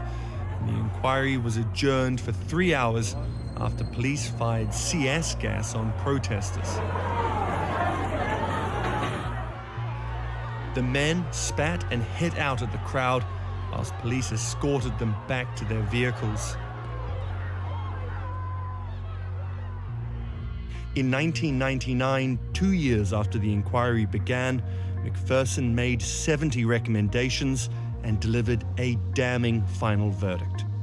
He concluded in his really landmark report that the Metropolitan Police Service was indeed institutionally racist. These 70 kind of overarching recommendations were presented to the Metropolitan Police Force, and the Metropolitan Police Force, to be honest, has been having a very complicated time engaging with it. The chairman of the inquiry, Sir William Macpherson, repeatedly challenged Sir Paul about widespread instinctive racism within the force, but Sir Paul continually rebutted that suggestion. Yeah, that's Sir Paul Hogan Howe, who was the Met Police Commissioner at the time and is a member of the House of Lords, and still a Sir. So he's there with Stephen's sister, or who was the woman who's in the Lords now as well? Oh yeah, no, Stephen's mother.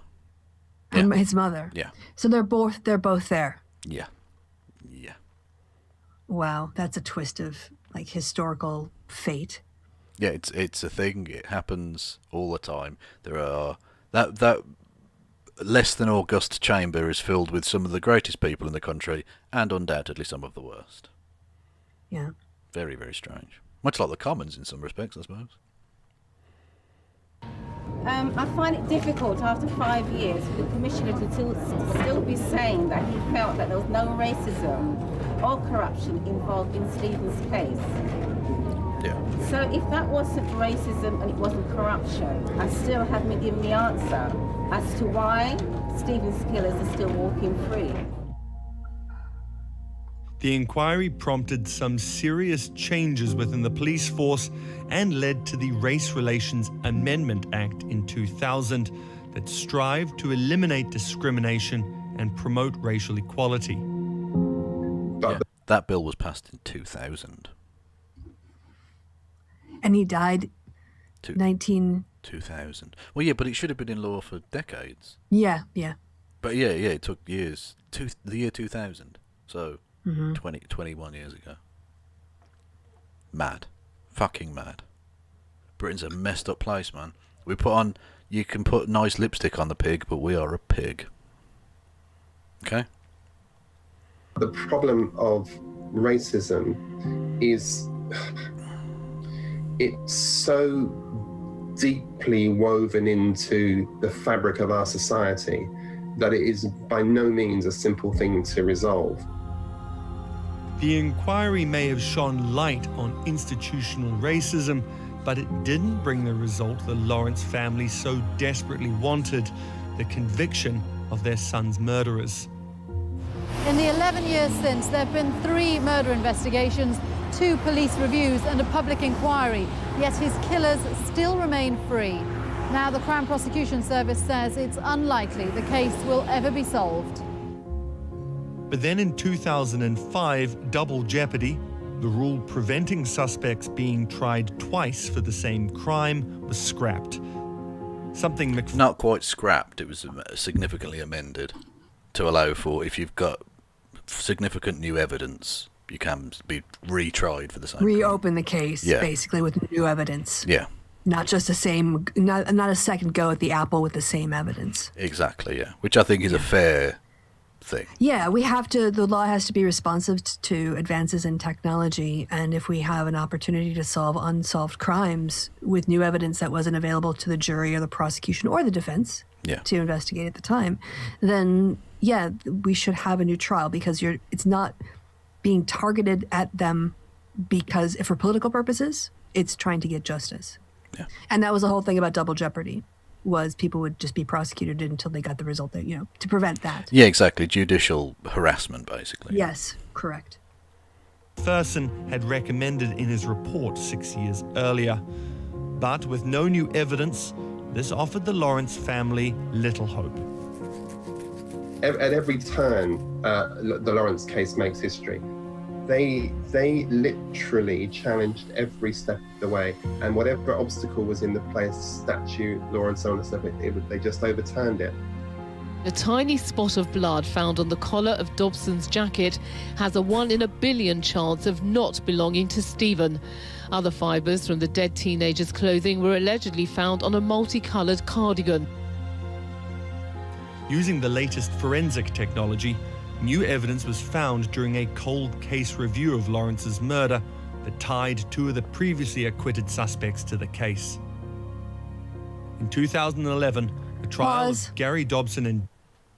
I'm sorry, fucking fibers you can find in 1993, was it? Yeah. How could they didn't look? Yeah, they weren't interested. They didn't collect them. Yeah, they weren't interested. If they found them now, they didn't find them, which means they didn't look for them. Yeah, they were, like I say, they didn't want to hand over evidence to the Crown Prosecution Service to be able to bring a case. Because the CPS can only do anything with what they're given.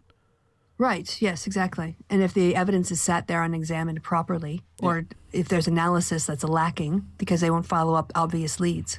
Yeah, exactly. So anyway, we're up to 2011.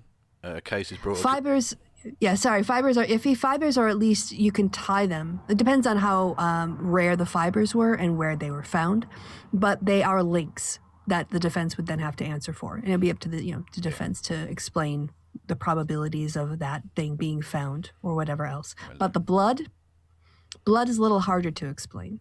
Yes, indeed. And they can do like, A/B typing. I'm sure they had DNA testing. Like, fuck's sake. Yep.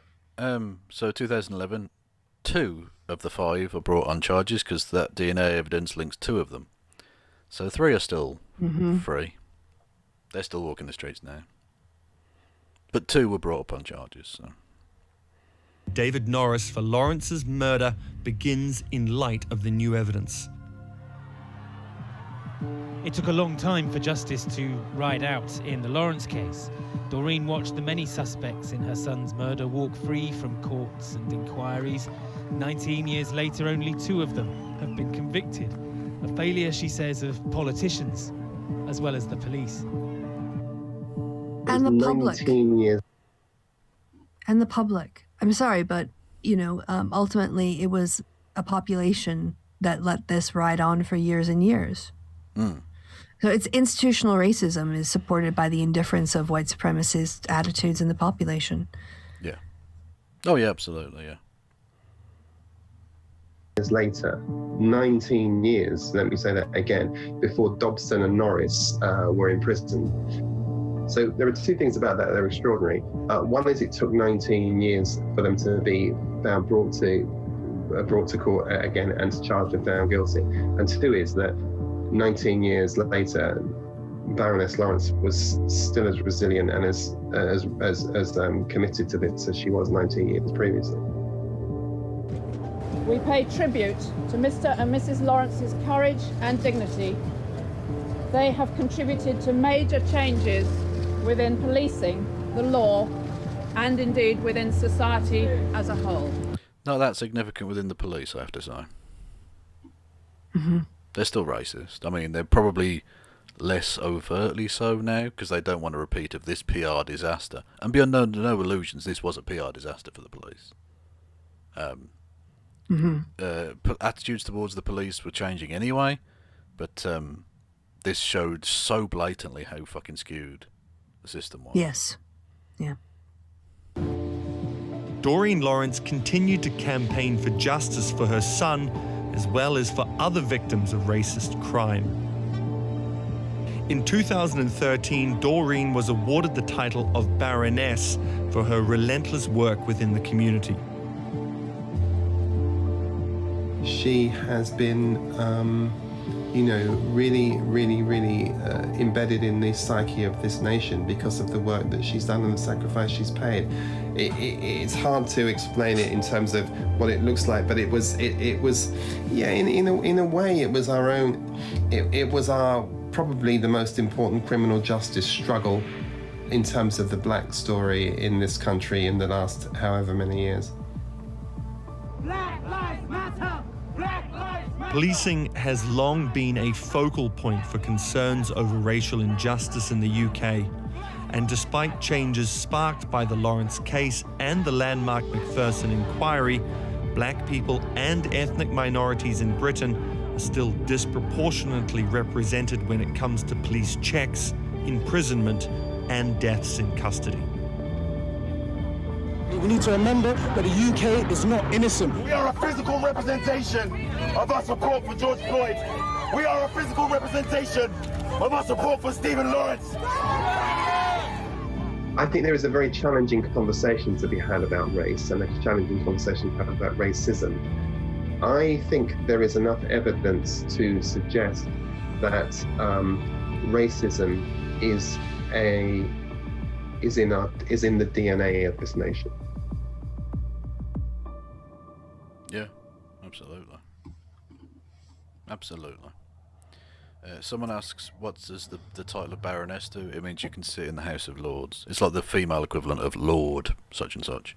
So you can vote on legislation in the House of Lords and things. Yeah. And it's the least she deserves. Frankly, make her fucking queen. Yeah, I mean, she's just to annoy done racists, so much, if nothing else. Yeah. Her impact on Britain is profound.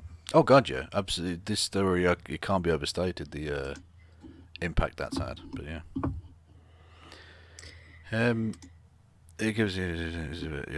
Yeah. So, that just a little... Like I say, that was the mood music of my youth in Britain in terms of race. Fun times. Fun times. Anyway, Do you remember much from, there must have been, not news nights, question times? Yeah, I was a little bit young to really understand the politics of it, because this was 93, so I was like 6. But I remember as I grew up and these other stories happened, like the riot outside the Inquiry, that happened in like 98, so I was 11. So I remember that. Right, You know what I mean? yes, I remember all okay. of that. And then reading back on the story when it's in the press and stuff.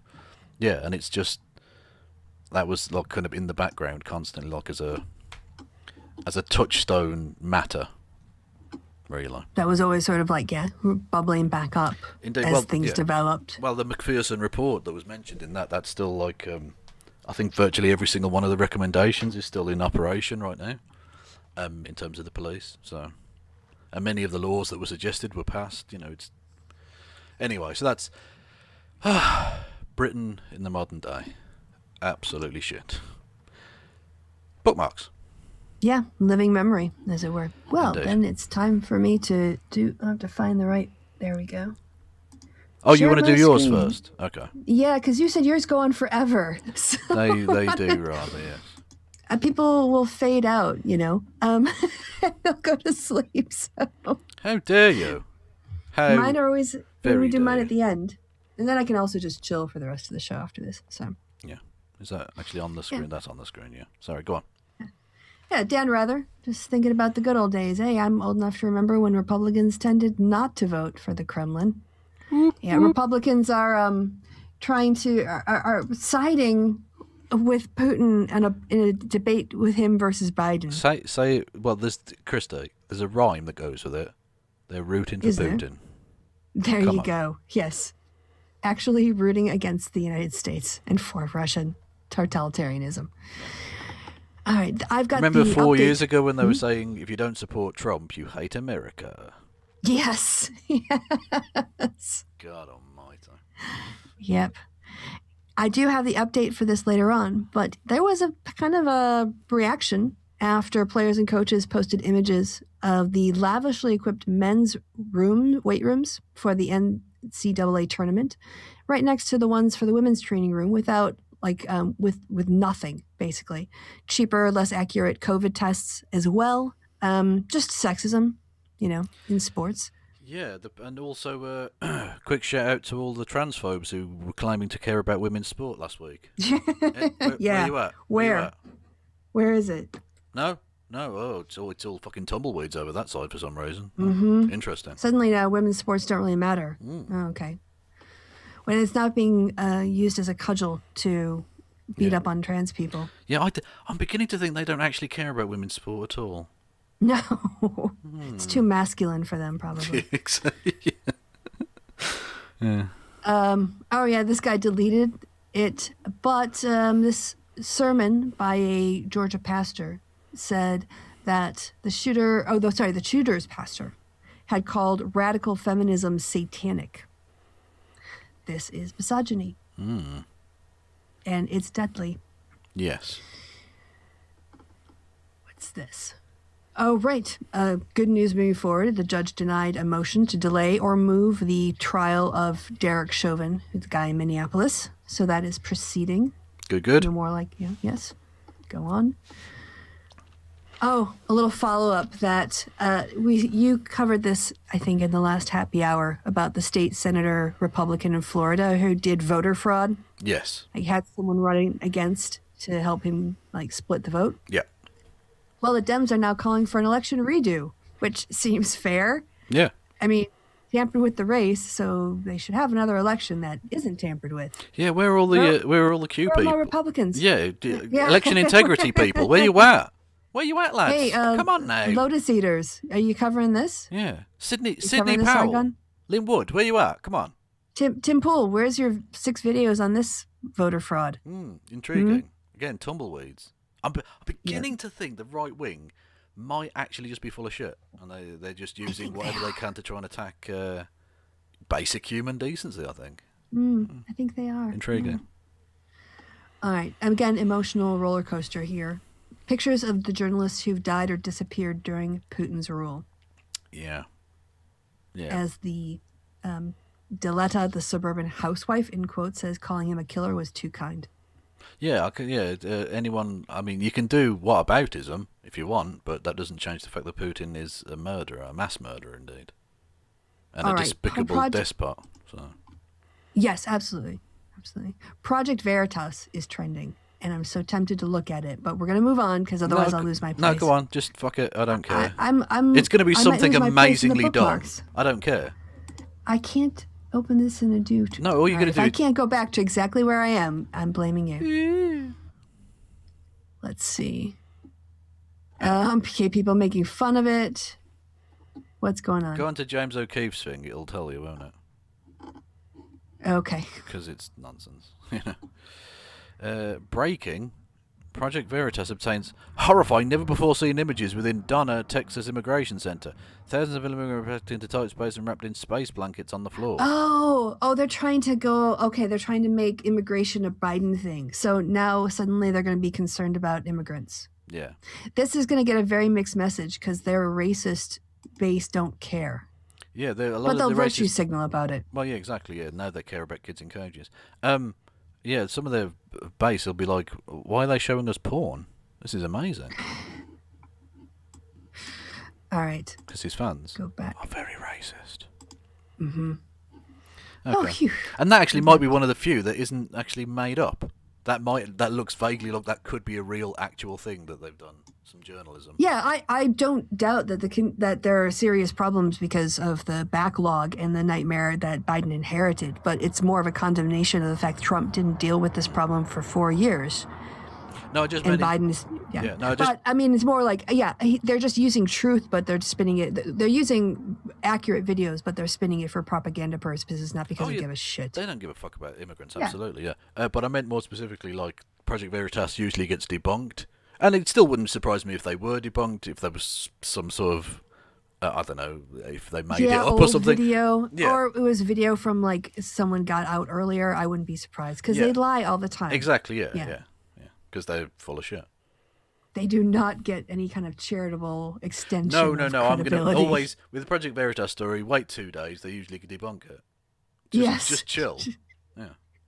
And it would not surprise me, even with literally photographic evidence, if they'd somehow doctored it or something, you know. Yeah. I saw this. I didn't actually watch it. I put it in the bookmarks to check it out, but I never got time. Should we just randomly see what this is? Okay. I don't It's know Parliament what this is. Square, but the Churchill statue. Yeah, you see this here? And I'm glad to see, we've got the police out here making sure looking after the area. Oh, the Our Bobby's on the beat as usual. But yeah, this is a very significant figure of history right here. We wouldn't have the free world we live in today if it wasn't for this man. So please, let's not go around vandalizing the history. If you want to have beef with someone, but don't take it out on a statue. Not a piece of our history that has been here that represents our freedom and values and us coming together as British people, black, white, or whatever. So, let's just be nice people. But okay, that's the guy's view. I don't know how that ended up in my bookmarks. I'm just going to say, obviously, vandalising things is crime and therefore bad, and denounce. But also, shut the fuck up. Yeah, I don't think that a statue requires a police presence. That's had a constant police presence for like a week now. It's got, like as you see, it's got bollards around it, and the police presence. Yeah, around a piece of statuary. Yeah. Where there are like people to be protected. Yeah. Maybe this is actually a symptom of how fucked up. Someone breaks into your house, you ring up for a copper, you won't get one. Churchill, his statue, you can't move for fucking coppers. They're everywhere. Swarming the place to protect a fucking statue. Ridiculous. Absolutely ridiculous. Oh yeah, this is amazing. You want to read this out, Kev? The Heritage Foundation is hosting a 325 event titled The Crown Under Fire, Why the Left's Campaign to Cancel the Monarchy and Undermine a Cornerstone of Western Democracy Will Fail. Snappy. Because undermining the monarchy has been a part of American democracy, apparently. Apparently so, yeah. Again, I would, if I were you, when you get your time machine, go back and ask George Washington what he felt. I'll be honest with you, I don't think he's going to RSVP to that event. Like, yeah. Fucking idiots. Absolute fucking idiots. Canceling the monarchy will undermine Western democracy. It clearly will. It clearly will, Kristi. Can you think of a greater act of cancel culture than the Boston Tea Party? Really? You cancelled not just the British monarchy, but tea. People give money to the Heritage Foundation. I don't know why. I don't know why either. Well, for the lols? I don't know. Yeah. Oh my gosh. Anyway. Ten Liu also commented on it, but we don't have to go over it twice. Oh yeah. Teachers armed with AR-15s is the new frontier in guns in schools in Oklahoma. More firepower to blow away your students. Most school shooters are kids with easy access to guns in their home, by the way. But yeah. They passed another law allowing people to they're considering a law. Sorry. Oh no, pass bill to allow teachers. I don't know if it's been signed yet, but so expect problems of guns is throw more guns at the problem. Yeah, exactly. Ridiculous. Oklahoma. Yeah, expect more gun shootings in schools then. And also, like, people don't go into teaching in order to have a gun in case they need to shoot a student on their teaching. You know? Yeah. Like, this isn't a solution. This doesn't keep guns out of schools. This doesn't de-escalate the problem. Kristi, clearly you have never worked in schools because, as the old saying goes, you can definitely fight fire with fire. So, it's fine. Sometimes pouring gasoline on naked flames will put those flames out. So here's palate cleanser. Oh, it's copying my style. I mean, that's how I want to go on a treadmill. When they say leg day, when they say it's leg day, they don't literally mean a leg. It's plural. One at a time. Yeah. just that look into the camera. So precious. Yeah. Oh, am I doing this? Is this enough? Okay. Did you get it? This is really long, but this dad and his daughter are so cute together. Okay. All right. Oh, yeah. Go ahead, Kevin. Oh, God. What fresh hell is this?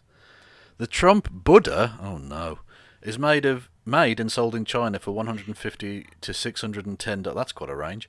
The creator states, quote, "He was an American president very far away from us, and the only interesting thing was that he completely changed the image of a national leader. He's so funny and cute." Oh, for God's... He is. I mean, okay, so that's him. He hates China. He hates China. Not just that, but that's him meditating. I think there. Have you ever seen a guy who sums up the opposite of meditating more than Donald Trump? But he looks like Jordan Peterson's Nana underneath. Don't we all? I think we all get a little piece of Nana Peterson deep down. So yeah, that was that's a thing that's happening in the world. Yeah, that again, the world never ceases to disappoint. What's this? The Idaho legislature shut down. They also shat themselves over a coronavirus outbreak. But I thought it wasn't real.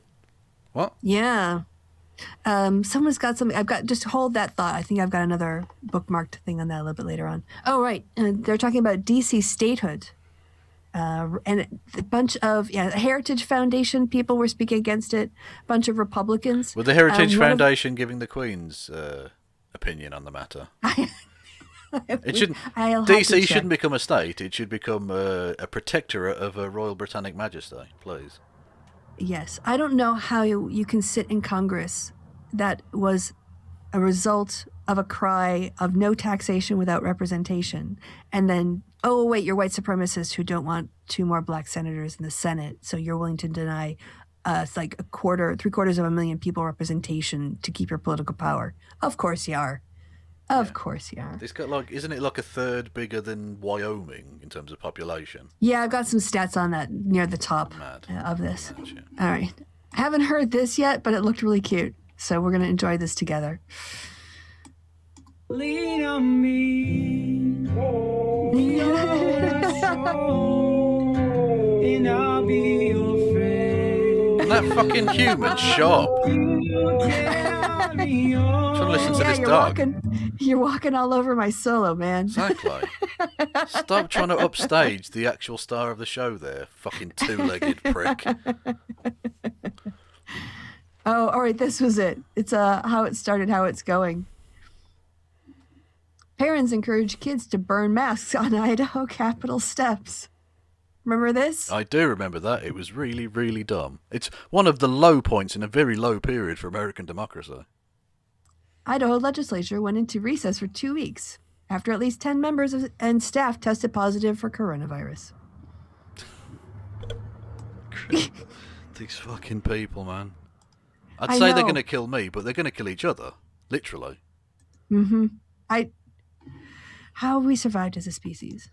I don't get it. I don't know, but thankfully we won't for much longer. So. Yeah. Oh, I've got to go back one more. Okay. Right. Good point from T-Pain. White nationalism is no different than white supremacy. It essentially means if you're not white, you're not American. American. Let's see. Okay. More on racist white people. Racial disparities in fatal police shootings in 2020 were also clear and consistent with past years. Black people were killed by police disproportionately and were more likely to be unarmed when killed. Yeah, racism is a real thing, and like misogyny, it kills. Yeah. And if this was happening to white people, there would be riots in the streets, and shit would be burning down, and white people wouldn't care. Yeah, I don't know how black people aren't like always rioting. I don't know how they do it. I'm sympathizing, yes, with that position. The longer this month goes on. By the way, I'm not saying doing it, but like, how can you not be? Okay, because Like, that's illegal, and illegal stuff is always bad. So. Then the question I actually think is, why aren't we? True. You know, yeah. I mean, and why are we saying, oh, it's on you? You're like, no, actually, it's our people doing this shit. Well, no, it's your people. I'm not white. I renounce my whiteness. I told you this before. So it works. Right. So, again, from the same study, we analyzed data on 1,127 killings by police in 2020. Fuck me. America, what are you doing? What the fuck are you doing? The cops are slaughtering. Like, even if we just for a second ignore the racial element, and we can get back to that in a second, that's an enormous... That's... how many fucking people do they have to kill before you go, you know what, I think there's a problem with these lads. Maybe. Let's do some shit about it. Rather than, you know, deep-throating the boot a little bit more. But fucking Blue Lives Matter, I'm looking at you cunts. Yeah. Finding alternative responses to mental health, traffic violations, and other nonviolent situations could substantially reduce fatal police violence nationwide. And I wish, like, instead of prosecuting motherfuckers who shoot people dead. Yeah. If and Derek think, Chauvin you know, goes to jail, it might just put a shot across the bows for some coppers, you know? Well, yeah, we have to do something about, indemnity. What was it? Something? Police, the legal indemnity. Yes, from police shootings. That law absolutely has to be changed. Yeah, that's immoral on a number of levels. Yeah, that's completely unacceptable in a civilized society. And I think this kind of, so again, I'm talking about messaging. I'm not talking about how you feel or how people, like, we are rightly outraged and there is righteous anger. I'm talking about presenting things in a way that make it harder for Republicans to refute, right? We can say, if they say all lives matter, we can save lives if we reform how we do policing. Yeah. That's it. If you say all lives matter, then you should be for policing reforms, because we don't need to have over 1,000 people die a year in these situations. So if you actually care about all lives, let's sit down and talk about police reform. And that means funding mental health, social workers, having non-armed police officers respond to certain things first and then call for backup if they need it, finding ways of de-escalation, training in de-escalation, de-arming, demilitarizing the police, having body cams, basically the Black Lives Matter agenda, which no white people on the right know about. Yeah. Well, because they think it's like communism or something, yeah. Yes. Yeah, absolutely. Look, Yeah, well, exactly. But the thing is, we know that the All Lives Matter people don't actually give a fuck. That's just a reaction Yeah, to well, Black that's why Lives we Matter. throw it in their face. Yeah. Prove they're full of shit. Yeah, absolutely. Sorry, you were gonna. I thought you were going on longer than that, so I took a drink from my endless list of supply of fruit smoothies. Yeah, Kristi's got a. I think she's invented a perpetual motion machine of fruit smoothie. Never-ending supply. I think I'm losing weight though. You didn't It's need amazing to, Kristi. how- You were stacked, packed, and something else that rhymes with those words. Like to be whacked, smacked in the bottom back. What? The bottom back? What are you talking about? I was trying to do a bar there, rhyming with the ack sounds. Oh, I'm freestyling. Sometimes Yeah. when I freestyle, I'd lose confidence. Yes. All right. Okay. Moving on. Yes. Someone I followed recently who's got a lot of snark that I like, Mr. K. This aged well from Pierce Morgan on the 8th of March. Lots of people on here want me fired for expressing my opinion on the Pinocchio princess. Oh. If you want to join them, there are various petitions still doing the rounds from the last times you all tried and failed to have me fired for saying what I think. Never mind, Piers. Never mind, mate. Come into the warm embrace of Kev. Yes. Some people aren't waiting for the Treasury to change the plates on the $20 bill. Some people are just putting Harriet Tubman right over that racist face. But it just looks like he's got a weird beard. No, you can kind of. It's sort of like the picture where you see two things, either like two people with a vase. Yeah, but in look, between with them, where he's pointed down, he looks like he's got one of those flavour savers. down here. Yeah, This bit. yeah. Which is always how I imagine Jackson, anyway. With a flavor saver. Yeah, exactly. Motherfucker, he was cutting edge for his time in terms of facial. What am I talking about? Shut up, kid. All right. Again, I have no idea what this is. Should we have a look? Yeah, go on. Fuck it.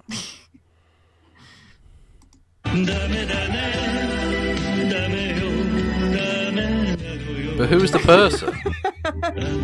No idea, but that's weird. Okay, moving on. Jack Snyder movies. That's okay. We can move on. All right. Oh, this also, it was really nice. Today, from Ted Lieu. Today, the former president issued another boring press release filled with lies. No one cared. Very few people even read it. I didn't even bother. I just, it's so nice not having to care like what this prick thinks. Good. What a wonderful feeling. Yeah. Yes. Oh, Trump must hate life right now. Haha. Yeah, good news. I told you hold that information about the posting and social media comparing the two sporting rooms. Guess what, guys? We got a weight room. Yeah! We got a ton more dumbbells. Look at that. Look at all these racks for squats and whatever we want to do. We got a bunch of bands. Look at this, guys. And we got some equipment. Hey, thank you, NCAA, for listening to us. We appreciate y'all. Thank you so much, for real. Yay, guys! Yeah. Cool. Yeah, squeaky wheel gets the grease. But they shouldn't have to. Yeah, they shouldn't have to, yeah. Yes. Oh, just, hi to the kitty. Oh, it's purring. Fuck yes. Little engine going. Talking to Rory, he's still asleep in exactly the same spot, the lazy bastard. Out like a light. This was interesting. I don't know who these guys are, but it's still, for those people who like history. Same guys, same car, 50 years apart. Oh, wow.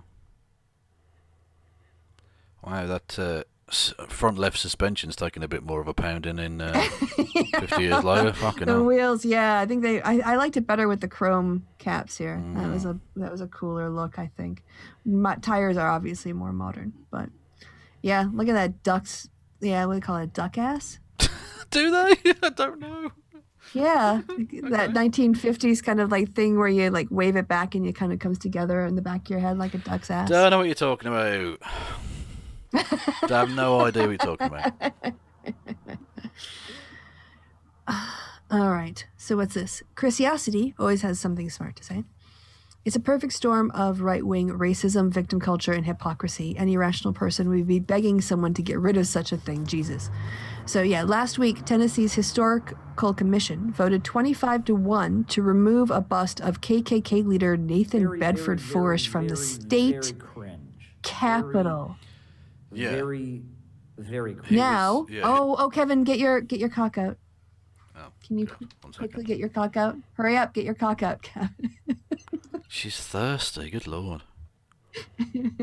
Logan's amazing. Conservatives of cancel culture. Cocks and penis. Yep, cancel culture, conservatives fucking love it. Yeah, in response to this vote, some Republicans are trying to, wait for it, fire everyone on the commission.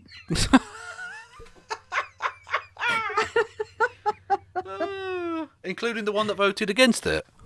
Apparently. You didn't fight hard enough, cock. I guess we can go check it out. Fucking hell. By the way, Nathan Bedford Forrest was a Civil War cavalry general who then became KKK leader. Like that. Yeah, This is yes, the person we're talking about. yes. Like, there's no way. He was a In fucking the state bloodthirsty capital. psychopath. Yeah. Yes. And his bust was up in the state capital. That's ridiculous. Should we watch, what is it? It's like a minute-long clip from the local newspaper. Oh, I guess we can get it here. Not even 2 weeks after the Historical Commission voted to remove the bust of Nathan Bedford Forrest from the state capitol, state senators are trying to vote to remove all members of the commission.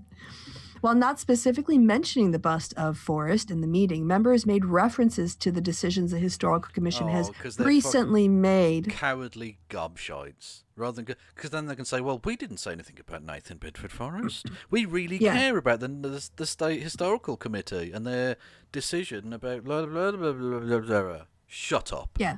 To echo Kevin's point here. And also talk about understatement. Forrest is a controversial figure in the state's history. Controversial, yeah. Yeah. Why Teach is the that? controversy, guys. Yeah. Yeah. He was a slave trader, Confederate war general, and one of the first leaders of the KKK. Yep. No, he's not a controversial figure. He is a figure that darkens the reputation of the state. Yes. Yeah. And they had a fucking bust to him.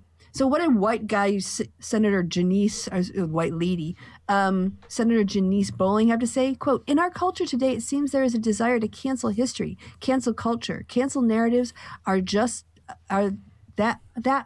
based on fact. I think that's a dangerous precedent. Okay, time out. The Historical Society is not suggesting that Nathan Bedford Forrest didn't exist. I think, as Yes. historians, especially historians in Tennessee, I'm sure they're very well aware of the man's existence. They're saying, should we celebrate that existence? Mm-hmm.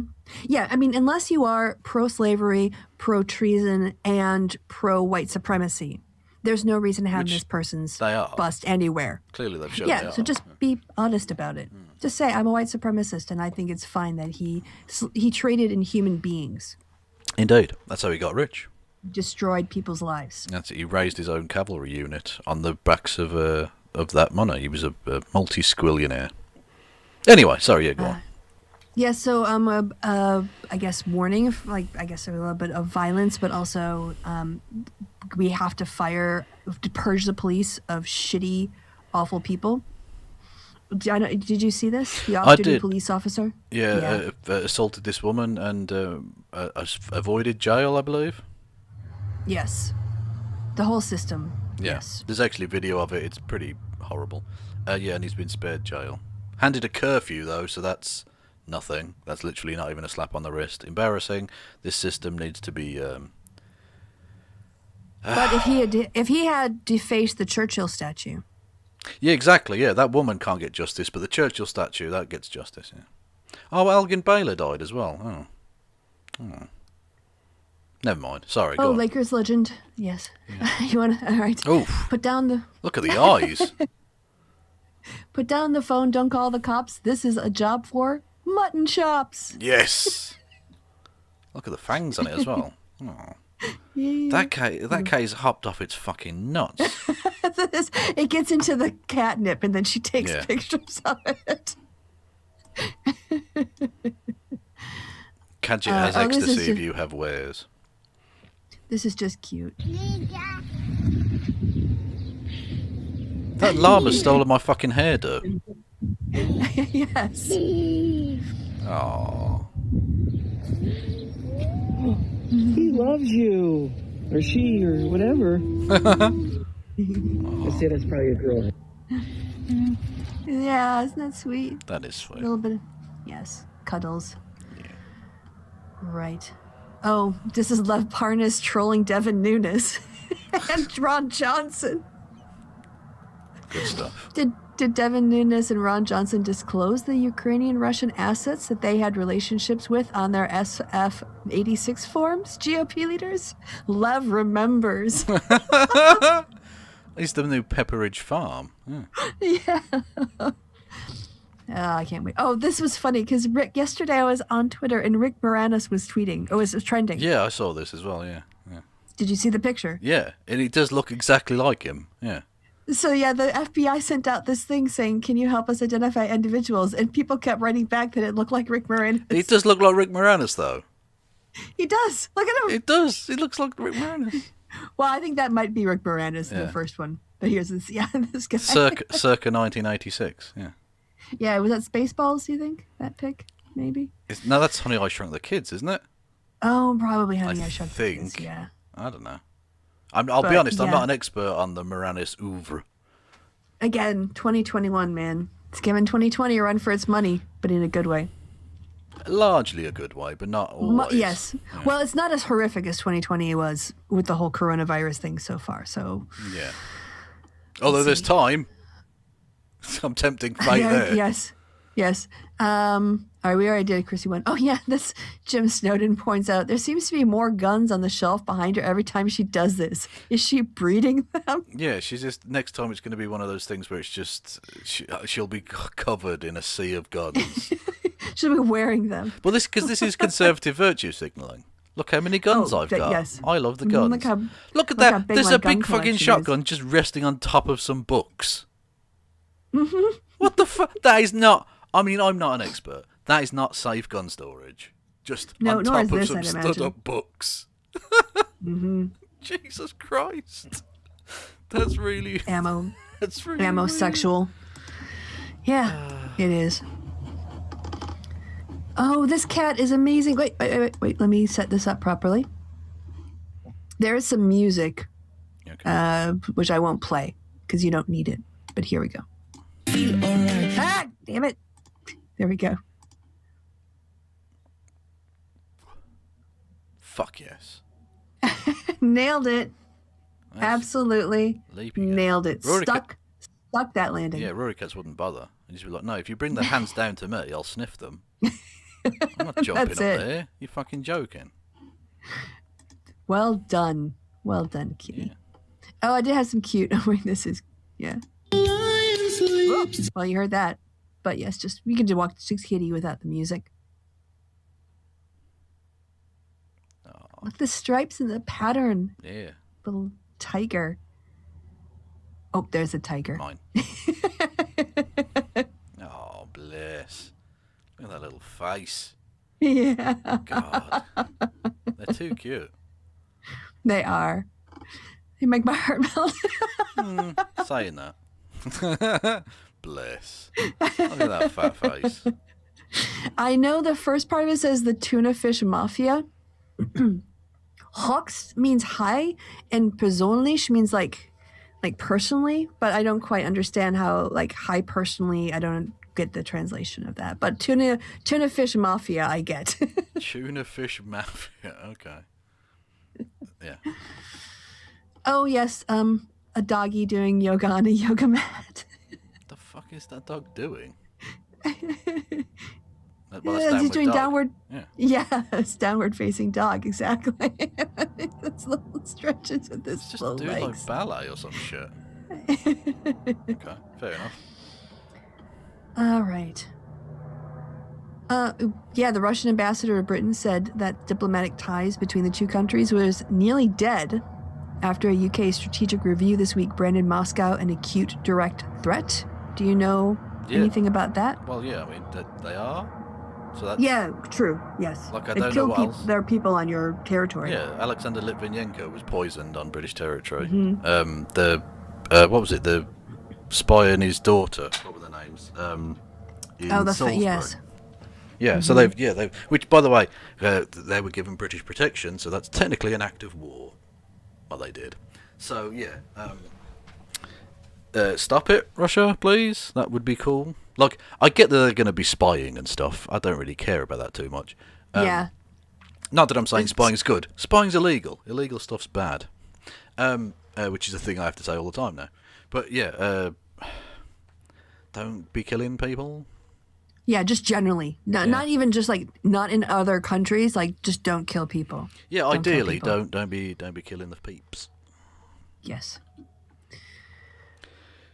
Oh, right. Someone deleted this, but it was basically saying women shouldn't wear pants. Women started to wear pants to subvert God's given gender roles. And this person twisted it into men shouldn't wear pants. Men started wearing pants to subvert our God-given gender roles. It became mainstream in the 390s with the invasion of Germans, Sumerians, and the Huns. It's true. Women shouldn't wear pants because Jordan Peterson's Nana in that dream. Clearly. Right. That was it. She was just going back to the Dragon of Chaos or something. The Minge of Doom. That's the opposite of the happy vagina. That is. That's a very, very unhappy vagina. That sounds like the happy vagina versus the Minge of Doom. Sounds like someone would tell me was an anime. Don't stare too long into the Minge of Doom, or the Minge of Doom will stare also into you. Okay. Can I just say how much I love Leslie Jones? Cool. Oh, she's doing another one of the things, laughing at the TV or whatever. Yeah, this time it was Justice League. Oh, okay. And she's doing a one-off. I thought it was a whole series, but so I can just go back. But yeah, she's hilarious. So here she is, just being hilarious during the movie. I don't care what y'all say. When she did this move, all I could think was like a really good, like rap dancer, like ooh, shaka boom, aka boom, bitch. Now that's some fucking power, Batman. She did that with her fucking wrists, okay? She did that with her wrists. Workable fucking gadgets. What are you doing? So you sitting here working it out with your fucking daddy while Wonder Woman and them is fighting motherfuckers. Get your ass down there and help them fight. You can do this shit later. I don't care what y'all say. Why is it? Okay. Fair. She's like just hilarious, yelling at Batman, "Get your ass over there! You could do that shit later." Well, what I will like, say, I need her in my life to like help me get up in the morning. in defense of Batman, Batman's not actually like special. He's just a rich dude with gadgets. But whereas I think Wonder Woman, isn't she an Amazon? Which is like a super race but or she's whatever? using her gadgets. She is there. I think Leslie's point is she is on the ground. She is on location. She is doing her job, and Batman's like having a conversation. But Batman's like, just a human being. Wait. If the point I'm making, whereas he's not actually a superhero, is he? He's just a rich dude. Okay, Wayne Manor Stan. No, I'm not defending the guy. I'm just saying, like in terms of like the superpowers or whatever, he's just a dude. Like, if you take his gadgets, he's got nothing.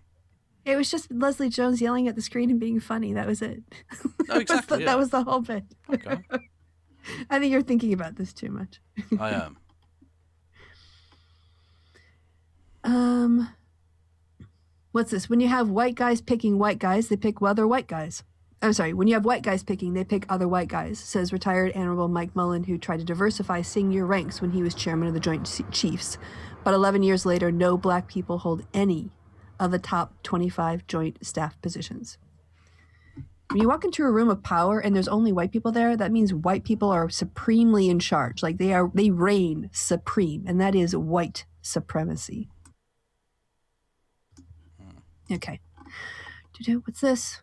All right. Oh, again, with the lack of representation, there's not been a single woman of color elected to the Scottish Parliament yet in its 22-year history. And there are some women who are running who are trying to break the mold, but... Cool. Yeah, that needs to change, definitely. Yep, this is why I tagged you into this. Yeah, that doesn't. Oh, yeah, it was so vain. It does explain Just- that. Oh, so vain. Oh, why attacking cancel culture and woke people is becoming like the GOP's whatever, but it's basically what the person says here. We're just watching an old GOP strategy with new language and different issues. Yeah. It's the same playbook. They just change who they hate. You know, their economic opponent or enemies, and then their culture war enemies. Yeah, and they always go back to culture war nonsense. It's such a waste of time. Yeah. Yes. And red scary for some reason. Oh, right. Okay. Yeah, listen to this. All right. Here. Just, back in Fifgesicht, the German word for a slappable face. All right. Okay. Framers also wanted to avoid one state having undue influence over the federal government. There's no question that D.C. residents already impact the national debate. For the members here today, how many of you saw D.C. statehood yard signs or bumper stickers or banners on your way to this hearing today? I certainly did. Where else in the nation could such simple actions reach so many members of Congress? Framers also... What? They can put up yard signs, therefore they don't need statehood. Yeah. Yeah. You know what? No They can put up taxation. yard signs. No taxation without yard signs. You know, here's psst, Zach. They can put up yard signs before and after. Doesn't change the fact that's not the issue here. You, like, specious prick. Yeah, exactly. But they're desperate. Also, They don't have an sort argument out your against fucking statehood. fringe line. What is going on there? I'd get to my hairdresser too. Good lord. Look, I look Look at shit, that. but I'm not in front of fucking Congress. I'd do something about my fucking hair. That's like his half bowl cut, half like receding hairline. It's a weird. It's not even tapering Blending. off at all. It's just. You know how they fusion restaurants? It's like a fusion hair color. A haircut. It is. It's a fusion haircut. Or he looks a prick. He looks a right prick. Yeah. A far right prick. That also might be it. Indeed. Oh, right. I didn't know this was happening until 2 hours ago. What's this? Lena Bloom, it went on MSNBC to discuss becoming the first Black Asian transgender woman to model for Sports Illustrated's swimsuit edition. Cool. I didn't even know that the swimsuit edition was still a thing. But Oh yeah, it's still a thing. Yeah. I guess people are still horny. Yeah, exactly, basically, yeah. But I think this is good. This is like the sort of mainstreaming you need, just the same way that we had when being gay and being in a gay relationship started to become mainstream. So that's good. Oh, and this is the last one. Yeah, this guy. Well, we'll just look at the article because it's only a few lines that I need to pick out. But a guy was like, "How come these preachers have really expensive shoes?" Because they're rich From as his fuck. couch. Yeah, from his couch in Dallas, Ben Kirby began asking questions about the lifestyles of the rich and famous pastors when he was watching some of their worship songs on YouTube on a Sunday morning in 2019. While listening to a song by Elevation Worship, a megachurch based in Charlotte, the evangelical churchgoer noticed the lead singer's Yeezy sneakers were worth nearly the same amount of his first rent check. Kirby posted to his 400 followers on Instagram, "Hey, Elevation Worship, how much you paying your musicians that they can afford $800 kicks? Let me get on the payroll." Plus, Kirby wondered, how could the church's pastor, Stephen Furtick, one of the most popular preachers in the country, afford a new designer outfit nearly every week?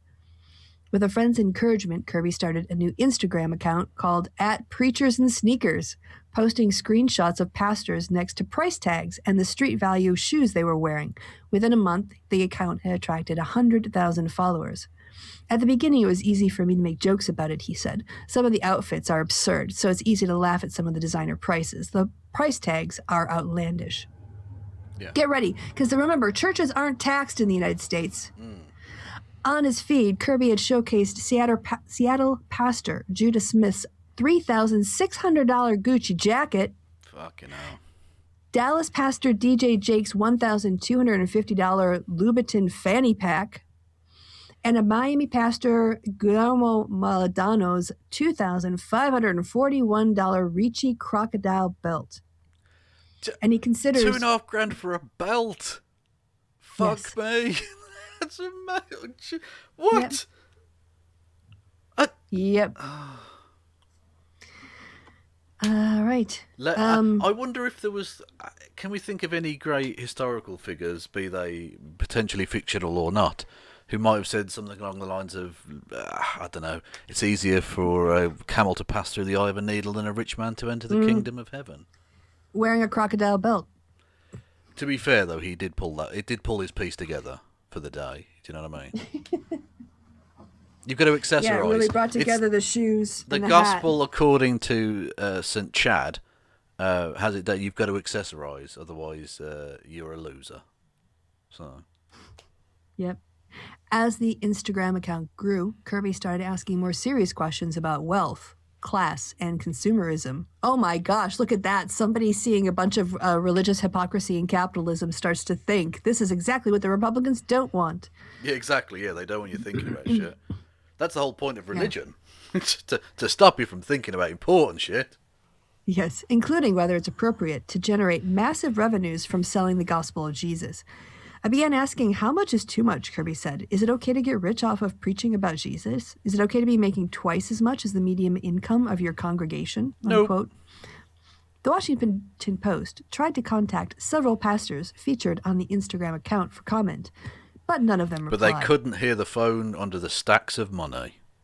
Yeah, honestly, I mean, I think there needs to be IRS investigations, and we really need to crack down on the tax exemption churches are able to claim. Yeah, it's absolutely. a ripoff. Yeah. It always was, but doesn't mean just because it always was, it always has to be. And they're still doing politics anyway, so it's not as if. Oh my gosh, yeah. There was the Catholic priest who basically said if Biden came to his church, he wouldn't give him communion.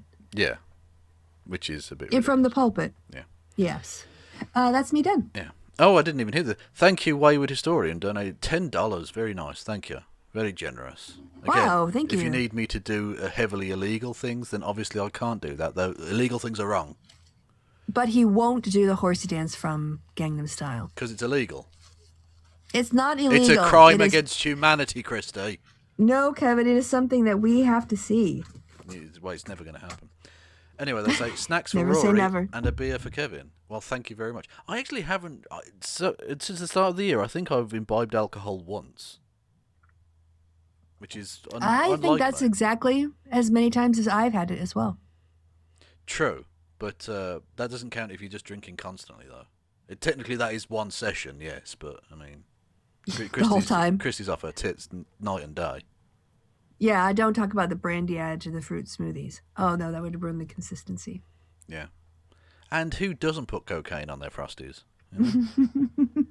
That's illegal, therefore bad. Anyway, Cat in a Hat, that's where we left off. Oh, yes. The government are taking their... Can you share with me? I could share with you, Kristi. Please. But that would just encourage you to talk. Anyway, the government want flags behind all of their ministers on TV and stuff. They're taking the flag shagging too far, though.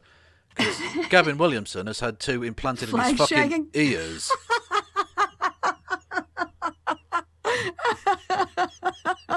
Like fucking antennae.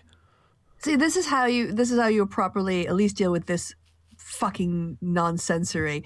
You're all gonna mock it until they stop doing it. You're just gonna take the piss out of their flag shags until they knock it off. Yeah.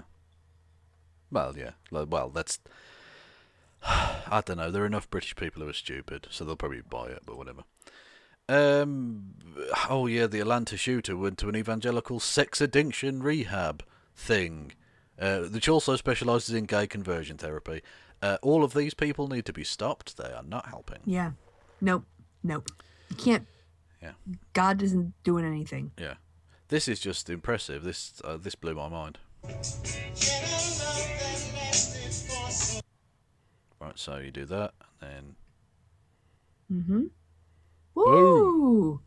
Wow. Oh, my gosh. That's amazing, Holy, isn't it? What? Yeah. And oh, my... Her see. hair is just like a dream. Yeah. Amazing. Wow. Yeah, this was a bit...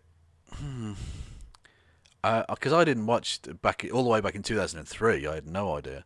But yeah, the racial politics, even from Jon Stewart back in the day, was bad. As always in these debates, it's left to the longest shot to say the craziest thing. I give you Ohio Representative Dennis Kucinich. I would nominate... Oh, sorry, gay marriage. My bad. Yeah. Any gay to the Supreme Court, or lesbian or bisexual or transgendered person to the Supreme Court. Yes, yes. All rise for the Honorable Justice Chick with Dick. Ooh. Yeah, 2003, 2004 was kind of the Republican height of attacks on marriage equality. In fact, they were working at that time to get referendum on state constitutional amendments in order to drive out homophobic voters to the polls to vote Republican. Yeah. And so it, there's a lot. Yes. The 2003 wasn't that far off of, the 90s liberal who wanted to legalize marijuana and was for gay marriage, but the T was silent in LGBT. Yeah. Mm-hmm. Oh, yeah, the Press Gazette was saying there's never been any racism, blah, blah, blah. And then there was this, the Sun from 34 years ago. See if you can pick up any racial thoughts there. This is about a guy called Benjamin Zephaniah. I've mentioned him on the show. He's a Birmingham poet, left-wing guy. He's awesome. Anyway. Would you let this man near your daughter? The good-looking chap is Mr. Benjamin Obadiah Zephaniah. On Friday, he was expected to become a Cambridge Don, so they gave him like a honorary Cambridge professorship. Just what are his qualities to have appealed to Trinity College? He is black. He is a Rastafarian. He has tasted approved schools and boar stalls, which are like kids' homes, basically. Punishment places. And oh yeah, he's a poet. Here is an example of his work, and then it's in sort of, he often writes in a kind of Jamaican patois style. Yeah. Is this really the kind of man parents would want to wish teaching their sons and daughters? Our guess is that they would prefer our offspring to start work as a hairdresser. From this picture, Mr. Bibbs could do with a good shampoo and set, because he's got dreadlocks. But Britain is not a racist country, Kevin. No, that's fine. No, it's fine. I don't know how he wasn't able to just sue for defamation for that. Because the British courts are shit. Also, he seems pretty chill. He probably wouldn't like it, but he's probably not going to take him to court because he couldn't be bothered or whatever. But still, that's basically character assassination. Yeah, it's ridiculous. Racism. His crime as being a black man. Yeah. He grew up in your country under your shitty racist system. True. Roller coaster. Bongo cat.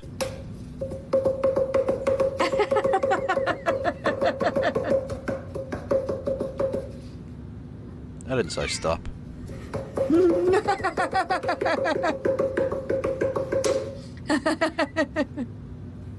But what I want to know is, how do you discover your cat's into that?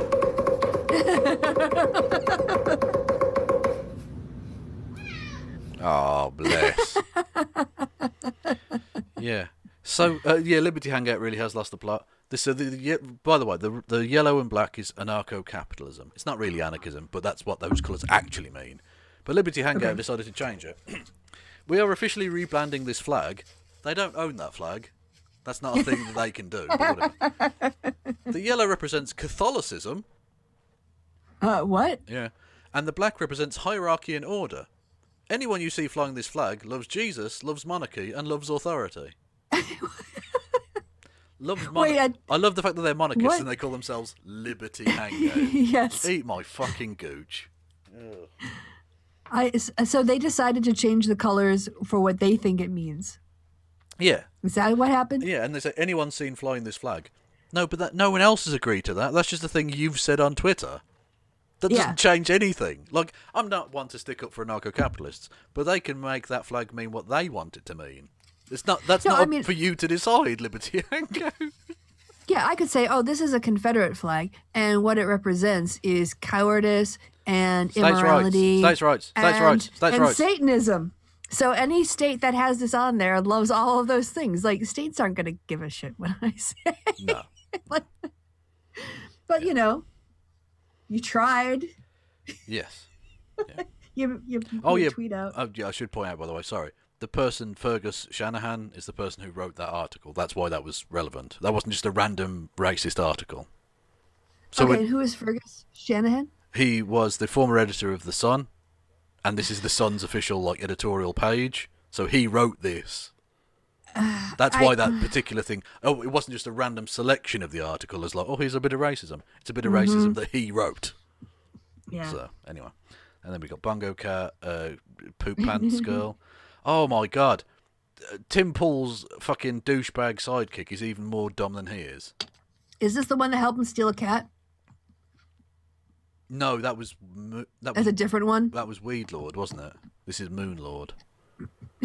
Which is the name that serfs have given them. I don't know what their real names are. Anyway. Okay. Anyway, so yeah, this is...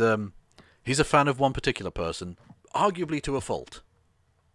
I think we really need a second coming of Christ, because Elon's not getting it done. We really need a second coming of Christ because Elon is not getting it done. I didn't even know that was on his to-do list. So, of all the names you could have said, Elon Musk, really? Really? I mean, firstly, Elon Musk is an idiot. I don't know why you think he's going to save anyone. But also, is there anyone more blasphemous and sacrilegious than the people who actually believe in Christ? Because why that back? I would never ever compare him to Elon Musk. I think he said some fucked up shit, but I would never be like, Elon. He's just like Elon, because Elon's a dick. I need that again. Wind that back. I think we really need a second coming of Christ, because Elon's not getting it done. I think. Dumbest. He sounds so serious. Oh no, he means that. Oh, he absolutely. That's not a bit. That's not a bit. That's him legitimately saying. I'm sad. I Elon, think Elon you let me down. Elon Musk. I'm gonna have to love Jesus again. Is like Jesus Christ. You know, the guy who could literally do miracles. Apparently, that dude who came out of God's balls or whatever. It's like, Jesus, I was with you for a while, but then, you weren't doing shit. And then, Elon showed up. Exactly. And I was like, it was like that meme, of the guy who's turning his head.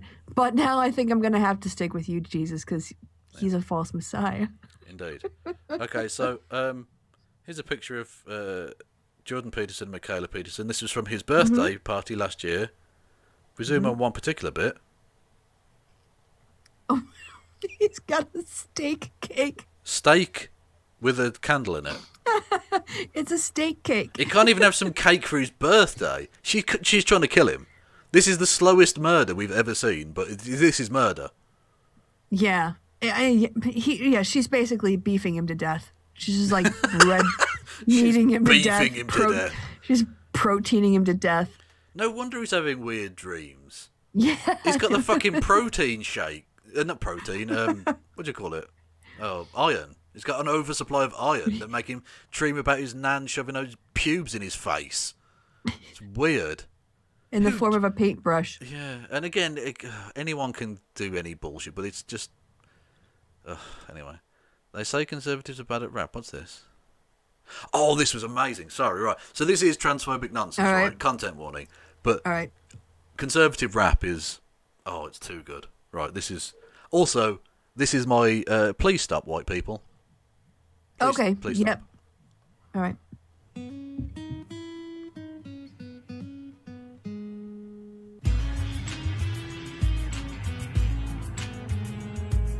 Come on, what's all the fuss over transgender washrooms we discuss? Is this really such the issue to focus and put our taxes to? Can we focus rather than mere facilitating? We should stop. No. Will teachers' jobs take cuts and loss? Are there 6, perhaps 13 in children in Alberta who switch gender? This is so much worse than Danzig. This is so much worse than Danzig. Oh. Yeah, on my eardrums, it's less painful, but my soul is crying. Yeah. this is not the issue to legislate Oh, or God. to pursue. Wheels on the bus go round and round. All over sex and gender. Can we pick another issue than to change our bathrooms for flat. you? Flat. Oh, she's out of tune as well.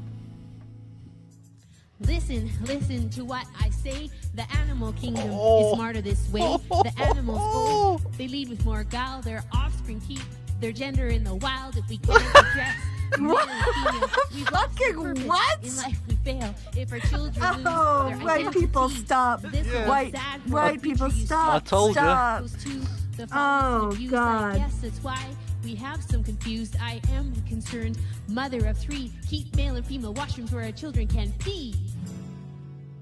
What? You bring your little kids, boys, into the women's bathroom. All over sex and gender. Why make reality skewed and create identity confused? Oh, at least hit your own notes. Stand up, children of grace. No. Speak up and take your rightful place. Mothers and fathers, the backbone of society. Why would we change legislation over notoriety? If we change the legislation, she let the word go over the line. Oh, wow, how edgy. Please, citizens, let's seize the day. This is just a fender bender all over sex and gender. Okay, that's enough of you. Shut up. Oh my God, Yeah, that was hideous. That was so white people. Yeah. You cannot say I don't bring you the most cursed content on the internet. Yeah, you definitely. Let it not be said that I don't torture you motherfuckers. Okay? Yeah. If that's not worth give me butterflies, Kevin, in my stomach. You do make me feel a little bit like I'm gonna throw up sometimes. Well, we've got weird nanny pube in the face situation. We've got weird white woman rapping. What else is there? I'm skirting. I am fucking skirting TOS with some of this shit, okay? Just saying. Right? I'm pushing boundaries here, motherfucker. I'm You're freestyling. Freestyling. Yeah. Anyway. Yeah, so that's definitely worth a subscribe over on Twitch, I reckon. And that's definitely I bring you primo nonsense. Okay. Yeah, kind of like the way like when you eat a really, really hot chili and in the moment you're like, it hurts, and then a half hour later, or maybe 10 minutes later, or like 2 minutes later, you're like, can I have another one? And like a really hot chili, I'm also a massive pain in the ass. So. There you go. Yeah. I was also going to do another comparison to like one of those really, really tart candies. I am a where tart, you put it. You are a tart. You put it in your mouth, and then your face can't help but just scrunch up in agony, and then you reach for another one. This is white privilege. True. Yeah, the 3 of the worst people. So Elon Musk being quote tweeted by Peterson, being retweeted by Ian Miles Chong. Yeah, that is like Inception bullshit. And someone just did that. Yeah. Yeah. Definitely. Ugh. What's this? Oh yeah, imagine being too toxic even for Angie Speaks. That's lol. Oh yeah, back to Peter. We covered that, yeah. Oh yeah, we already covered that. This was so good I had to fucking bookmark it twice. Oh, the flag shaggery is weird, right? So they've been doing the British flag shaggery. So this guy's name is Hugh Edwards. He presents the news. He's like British Dan Rather or something, right? But he's Welsh. He's Welsh, yeah, which is part of Britain and all that. He's. So he said, flags are now mandatory. Very pleased with my new backdrop for the BBC News at 10. Obviously a joke. Right, obviously a joke. The BBC forced him to delete that. But free speech, cancel culture. Yeah, what? Exactly, yeah. Just ridiculous. Like, last time I checked, Wales was a part of Britain, and also, he was joking. He was obviously joking. But you can't joke about the government anymore. No. So, anyway. Especially not on the BBC. No, that would be terrible. Holding the government to account for stuff. No. That's not the job of journalists. No, why would the public pay for that? No, crazy talk. Anyway, this sums up Cats perfectly.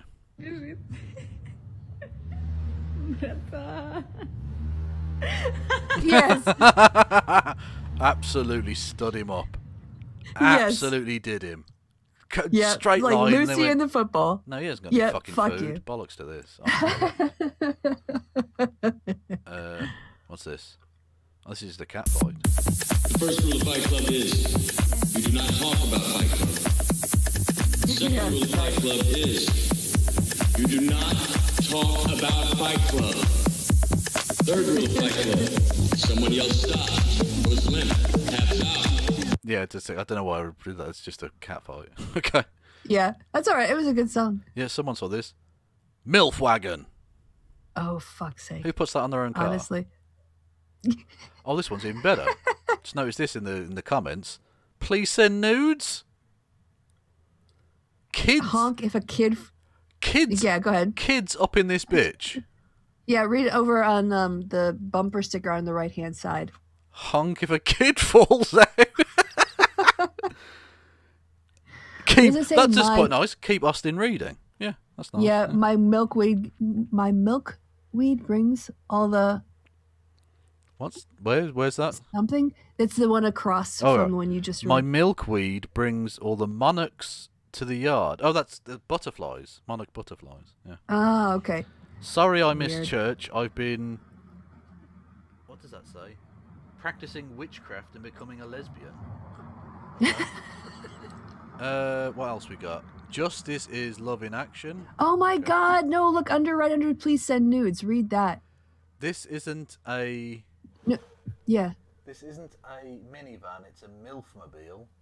Okay. There you go. That's a second MILF-mobile reference. Do you follow Jesus this close? Okay. What's that? Something it saves... Something flashing power surges. What? Oh, they're not hot flashes, they're power surges. Oh, okay. You looked. Fair enough. Anyway, so that's just weird. People are weird. Stop doing weird. What's this? Free speech update. Oh yeah. So the Piers Morgan needs the. You can't deplatform Piers Morgan. No. Yeah, they can, especially when he walks off set. And then the same newspaper. The BBC must stop employing these people who despise our country. Nagy Monchetti and Charlie State's snide mockery of the Queen confirms just how little the BBC stands for Britain. If I hadn't already got my cock out, I already would have done. Conservatives love cancelling every motherfucker. They're just not as successful at it. That's why they're annoyed by it. Oh yeah, the person who said that Hitler, the Cardi B thing was like Hitler. I found some evidence. Yeah. Du meine Arbeit für richtig hältst, ob du glaubst, dass ich fleißig gewesen bin, dass ich gearbeitet habe, dass ich mich in diesen Jahren für dich eingesetzt habe, dass ich anständig meine Zeit verwendet habe im Dienste meines Volkes. Gib du jetzt deine Stimme ab, wenn ja... So clearly they were right. Yeah, except if you understand German. But yeah. Well, who understands German? I do a little bit. Do you? But still, yes. No, there you go. You've bought into the cultural Marxist game of pretending that German's a real thing. It's not. It's a made-up gobbledygook language, so to annoy tourists. Yes, with so many rules, nobody can learn it. Exactly. Stupid. You're just angry shouting. That's all it is. Oh yeah, Charlie Kirk. Yeah. This is good. Liberty University will not renew the contract of Tiny Face Kirk at the think tank he co-founded with Jerry Falwell Jr. This is ridiculous. You want to talk about, again, the need to regulate religious institutions and their nonprofit status? Go ahead and open that up and look at the kind of money they spent and what they spent it on. Yeah. Oh, that's true. If you would. Yeah, I know, you just said yes, but you weren't listening to me at all because you were looking at other someone screens. said a funny thing. They said, I wonder if Jordan Peterson's got a gilf wagon. Grim. Anyway. Yeah, go ahead and click the article. Oh, okay. religionnews.com. Mm-hmm. Charlie Kirk has plans to start a new Turning Point Faith. Oh, that's AIDS. Yes. Where are we going to? All right, you're on to the third paragraph. Kirk, 27, founded the Centre for... You think his face would have grown to a normal size by now. But, founded the centre with Falwell, who is a cock, literally. Mm-hmm. That's literally, I think. And fired. Indeed. He's gone. Then Liberty's president in November 2019. Though they describe the organisation as a think tank, the founders brought on fellows such as Sebastian Gorka, one-time aide to former President Donald John Trumpington, and produced 50 grand worth of pro-Trump digital advertisements for the 2020 election. Brought accusations of having pushed the boundaries of political activity for a non-profit. Pushed the boundaries? Yeah, cross the boundaries. Fuck me. 50 grand. 50 grand, that's ridiculous. And whatever they paid Gorka. Yeah, which is probably more than 50 grand. Mm-hmm. Because it's all dark money sloshing around. Yep. Anyway, this is quite funny. Lee Hurst was a comedian in the 90s. That's all you need to know. That's the only context you really need. He's a British dude, was vaguely famous in the 90s. All right. Anyway, so he put out this tweet. He's a right-wing twat as well, right? So, as soon as Greta, that's Greta Thunberg, the 17-year-old, technically sexually legal in Britain, but it's still creepy. Mm-hmm. As soon as Greta discovers cock, she'll stop complaining about the single-use plastic it's wrapped in. Yeah, okay. Act 1. Globo homo, globo homo, globo homo. True. Anyway, he then says, you go off Twitter for the rest of the day, come back the following morning and find all the usual suspects have taken offence. Mm-hmm. Uh-huh. Yeah, part 3. He got suspended. Yeah, wanker got done. So bye, bitch. Yeah. You won't be missed. And just an awful person, you know. Mm-hmm. You know who isn't an awful person, Kristi? Wayward Historian? Well, that is true. Yeah. Okay. How did you guess? Who else is not an awful person? Don Darkzoni, who gifted a sub to Marcel Paul 36. Legendary activity. Nice. Not awful. So, if you want to be also not awful, thank you. Go over to my channel. It's linked below, and you can do that as well. Yeah. I want to know what very cringe. Anyway. Very cringe. I'm gonna turn those down for next time, I think. What kind of shop is this? I don't even know what adult novelties are. Is that sex toys? I don't know. Yes. Bjork I mean, look on the albums. shelves. Look on the shelves. Are there? Yeah. Well, Go on. Magic Pokemon Yu-Gi-Oh, which is 2 different things, I believe, and then airsoft guns. With Bjork's albums, Possessive. Yeah, exactly. Bjork's albums, what?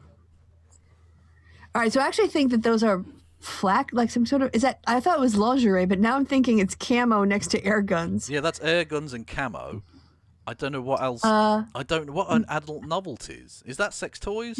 Because I've never seen. It's usually like marital aids or something. You know? Whenever they put adult in front of something, I just assume they mean sex. Yeah, I presume it's not like naughty jokes or something. But think of how much you could check off your to-do list for your shopping, Kevin. True. Lord Fruitus, exactly. That's all my Christmas shopping done in one. One-stop shop. We're gonna fight 'em out. Thank you. Right. Lord Fritters donates $3. Says, does Kev know about the Kirk slider? I do know about it, but we'll have a look anyway. It is very good. Copy. Oh, right. Make his face bigger and smaller. Yeah, and then it does the noise as well. So you can go. Ooh. Oh, and with sound. There we go. I live like a capitalist every single day, Shank. I live like a capitalist every single day, Shank. That's almost more disturbing. I live like a capitalist every single day, Shank. Anyway, so I'll put that in the chat if anyone wants to have some fun with that. Where are we? Paste. There we go. And onto the Twitch machines. Paste. Well, wasn't it on the... Oh, it was in your comments on the Twitch machines. It wasn't in the general comments. Yes, indeed. Got it. Bilderberg says 20 bits just because. Exactly. Thank you. And Phil Whittle says Globo Homo. Yes. True. That is literally that's a thing we are fighting for. Mm-hmm. Along with the adult novelties, of course. Here's 2 kittens in a bag. Unexpected item in the bagging area. True. No one expects the Spanish Inquisition. This is quite fun. Darren Grimes, right-wing twat. The BBC has forgotten that the B in their name stands for. It's not Bolshevik. It's not Brussels. It's British. And as someone points out, there are 2 Bs. So is it the British Company or British Corporation? Technically, dickhead. Anyway, Jimmy Dore defending Dave Rubin as a journalist. What? Do we even want to listen to this? Yeah, I need to hear this. Okay. In that article, it said they talked about Dave Rubin, and they said Dave Rubin, who has interviewed white nationalists, this and that, and Bob, and they named everything anti-this and anti-trans activists, and that. And I go, yeah, he does an interview show. That's what, if you're a journalist, you could say that about fucking Walter Cronkite. You could say that about anybody who's... No. Jimmy, shut up. He just compared Dave Rubin to noted... leading journalistic figure from America, Walter Cronkite.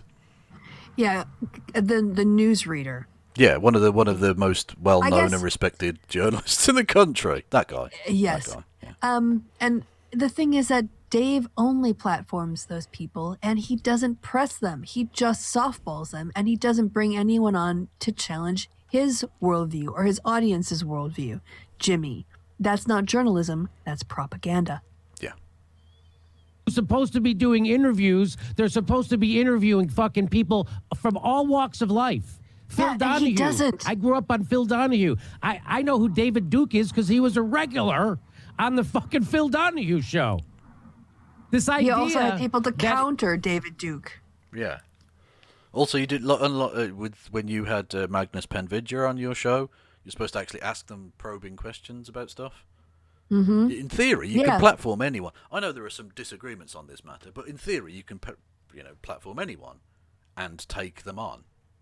You're supposed to actually ask them difficult questions. Yeah.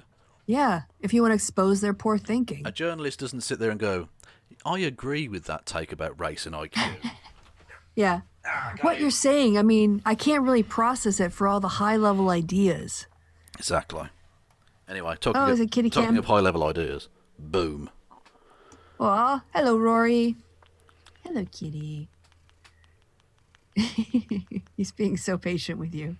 He's sleepy. Can we get some toe beans on screen? There we go. Lovely stuff. He's so chill tonight. He's just because he just woke up. He doesn't have the energy to fight back yet. Exactly, yeah.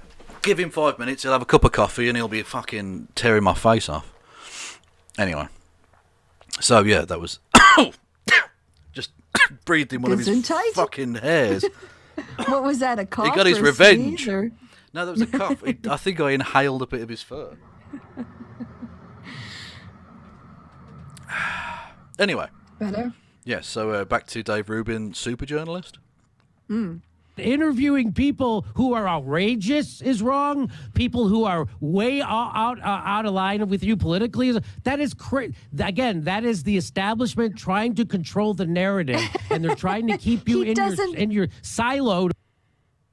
God, if he would just watch Dave Rubin and realize that he doesn't deserve any of these critiques. Okay, move on. Jimmy, shut him up. Oh, you don't want to listen anymore? Well, there's 10 seconds left. I'm just happy not listening to any of it. It's nonsense. Oh, yeah, so my friend Prince William is not a racist. Says Saya Obakin, who apparently has known him, and as someone pointed out, emergency black friend has been activated. Right.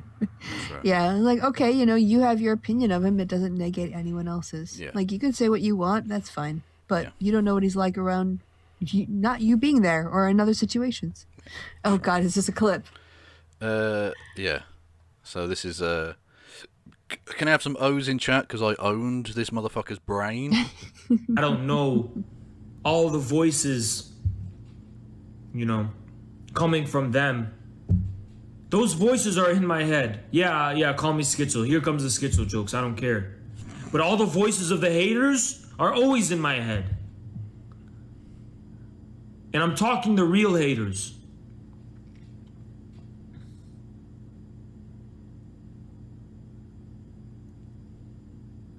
Pause. Like when I'm talking on Twitch and I'm trying to be a little bit serious, I'm always thinking about how those haters think I'm just speaking gibberish. Well, I'm sometimes you always do. thinking about, the Kevin Logans. I'm always thinking about those types of people. Do you want to see how I reacted? Well, okay, can I, before I see your reaction, you want to play your reaction and then I'll... Okay. No, go on. Go on. Okay, there were multiple Kevins happening at one time. I got a little bit overwhelmed. Bilderberg says infrared is Kevin's bitch. True. Yeah. Thing is, Kevin is disagreeing with some of your opinions. Yeah. Like, he doesn't hate you. Like, he thinks you hold shitty opinions, and he'll tell you why. And if you were to change those shitty opinions, like, you wouldn't become, like, it's not like he thinks you're inherently evil and can never be redeemed. You're a person with shitty opinions, and you're spreading those shitty opinions. So the idea that, I don't think that you hate him at all. You make fun of him because he's ridiculous. And instead of making good arguments, he shouts. Yeah. Look, if you isn't honest about his stuff. If you stop shouting and denying genocides, we can be friends potentially. I mean, you're a bit weird, but we could be friends. Oh, and stop! Yeah, it was defending child sexual assault too. That is like also just criticize your idols. Just do it. Exactly. They weren't perfect. Focus mainly on the moustache. Stalin, he's unimpeachable on the moustache. Everything else is a bit rough, but the moustache was delightful. Also, like, dead people don't need us to defend them anymore. Like, honestly, they're dead. They don't care. Yeah. Like, when I'm talking on Twitch and I'm trying to be a little bit serious, I'm always thinking about how those haters think I'm just speaking gibberish. I'm always thinking about, the Kevin Logans. Oh, my nipples. So that was my response. Live on air. Another haters _ nipples. Yeah. Yes. That works as a title. Yeah. I think they're going a bit far in China with what is the happening? medals. Why do they have... maybe, I don't know, make smaller medals? Yeah. If they have to run to your trousers. Yeah, they're going down the trousers. Look at this motherfucker. He's got like 5 on his trousers. This one's got 6. Is that on the screen? Yeah, 6. They're dripping medals. Yeah, it's a bit much. A little bit much. Just saying. Also, if you're going to go trouser, you definitely put it on your cock. You definitely. Of course you do. You make a little metal codpiece. Exactly. Yep. What's this? Lynn Wood's losing the plot. Yep. Okay. So, yeah. Lynn Wood. For those interested in the ongoing demand by the Communist Bar of Georgia, that's just the Bar of Georgia. He thinks they're communists because he's mad. Yeah. Anything I don't like is communist. Yeah. The Communist Bar of Georgia that I submit to a mental health exam before an unidentified professional for unidentified reasons. No, it's because you're mental. That's why. Below is my most recent letter to Chris Steinmetz, blah, blah, blah, blah. 1 hour after I sent the letter, Chris told me to go take a hike. In response to my continued request for the factual justification for the examination, crickets. If I was not fighting for every other lawyer in Georgia and clients who have a right to counsel of their own choice, as a matter of principle, I would tell Chris to take a hike, but I keep fighting back. I bet the agenda-driven lawyers / communists in the hierarchy of the State Bar of Georgia thought they railroaded me into the darkness of their, quote, confidential kangaroo court, unquote. Whose quote is that? Who called it that? No one. I dare say the official letter didn't mention those words. Well, they might have mentioned court. That's about it. Did they know that my first name, Lucian, means light? What? When the light shines on the State Bar of Georgia Nazi tactics. What?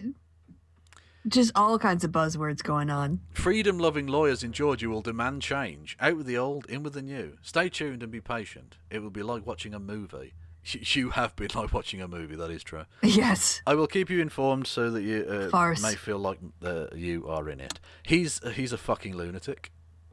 Yeah. I understand why they would request for a mental health evaluation. Yeah, that's. I think they're within their rights. Absolutely. Yeah, I think this might be a gremlin. That's a gremlin, isn't it? What is that? Apparently it's a cat, but it's a gremlin. Look at it. Look at its eyes and its ear fur. Yeah, ridiculous. Oh. Yeah. Oh yeah, this was in the Times as well, which again, right-wing paper. Look how white these motherfuckers are, right? This is the peers who have because there are still some who have what's called hereditary peerage. Oh, right, yeah. Yeah, and they're all white. And of course they are. Look at And they're like all their men. hair is white as well. Yeah. And they're all men. Yeah, Yep. of course they are. Mm-hmm. 47 million claimed in expenses, an average age of 71. What? 46% of them went to Eton, which is Eton College. It's a private school here in the UK. Yep. Which I think the actual overall number is like 0.04% of the population go to that school. Mm-hmm. 46% of them are those. Yeah. And 0 women. And of course, no people of color, which got left out. Yeah. As an observation, which kind of shows the unconscious not recognition of, like, we're not going to talk about race. Yeah. But yeah, damn. Indeed. Stale, pale, and male. Yes. Indeed. We covered this, but I'll play some of it anyway. Yep. Fuck me. So yeah, fucking. Yeah. Fucking. You get the idea. She did say fucking a lot. A lot. She did a lot. Yeah. More than I do in this show, which is saying something. Yes. Yes. Yeah. Oh, this is quite nice. This is Joe Rogan, his face on Dave Rubin's head. Ah! Yeah! Don't do that anymore. Take it off. You've seen it. It's happened. Yeah, I this wish has I got- hadn't. Scientists, if you don't act fast, the ice caps will keep getting hotter. The ice caps. Yeah, that's fair. Yeah. It's not bad. Yeah. What's this? I don't know if this is actually true, but it's funny. Walking down the supermarket aisle, wearing my navy ball cap. Guy in a MAGA hat walking the other direction to me. Him. Thank you for your service. Me. Not missing a beat. Get fucked, traitor. I hope that happened. The flabbergasted look on his face was fucking priceless. I hope that's true. That would be good. Yeah. Yeah. You're not being patriotic. You're a traitor. Do you want to see You the support cutest, Trump. the cutest little pupper ever? Yes. Oh. Oh. Look at that little... Is that a dog or a guinea pig? It's a dog, but it Aw. has guinea pig aesthetics. It's giving off GP vibes, you know? Definitely. So sweet. Yeah. So sweet. This is quite nice. Prince Philip at 99. Andre at 3,000. Uh-huh. Nice. Very good. Nice. Oh, that's the House of Lords thing again. Oh, yeah, this is just a nice picture of a robin going to a bird bath. It looks like he's jumped in there. Yes. He literally hopped into the bird bath. Yeah. Stop unfollowing us. Stop being weird then. Go back to shitting yourself. At least that's funny.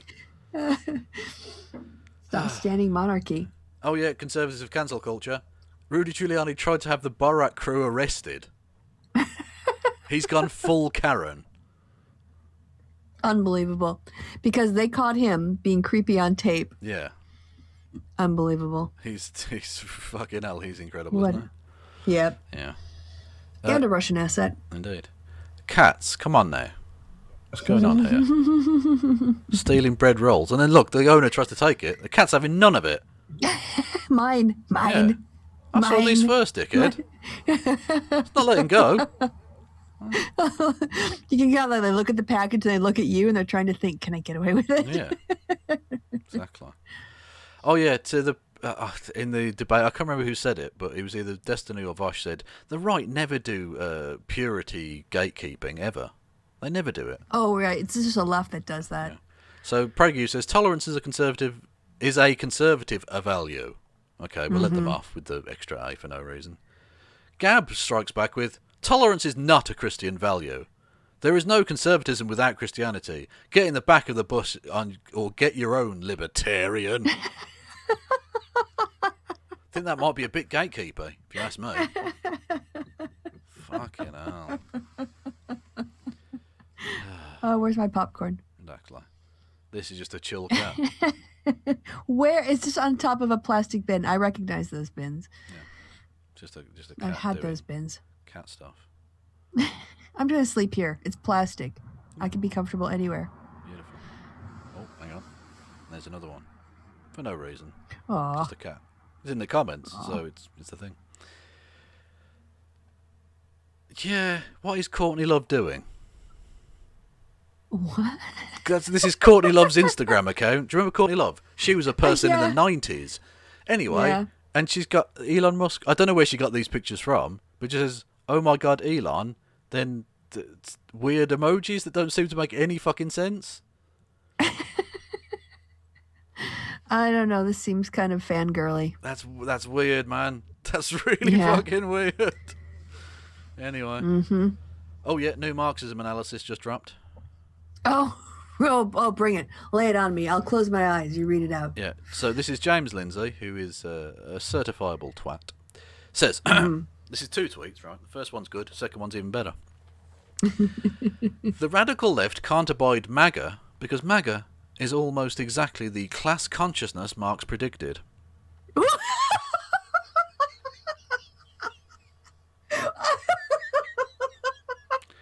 It continues. No, he didn't. No, wait. Just let's unpack that.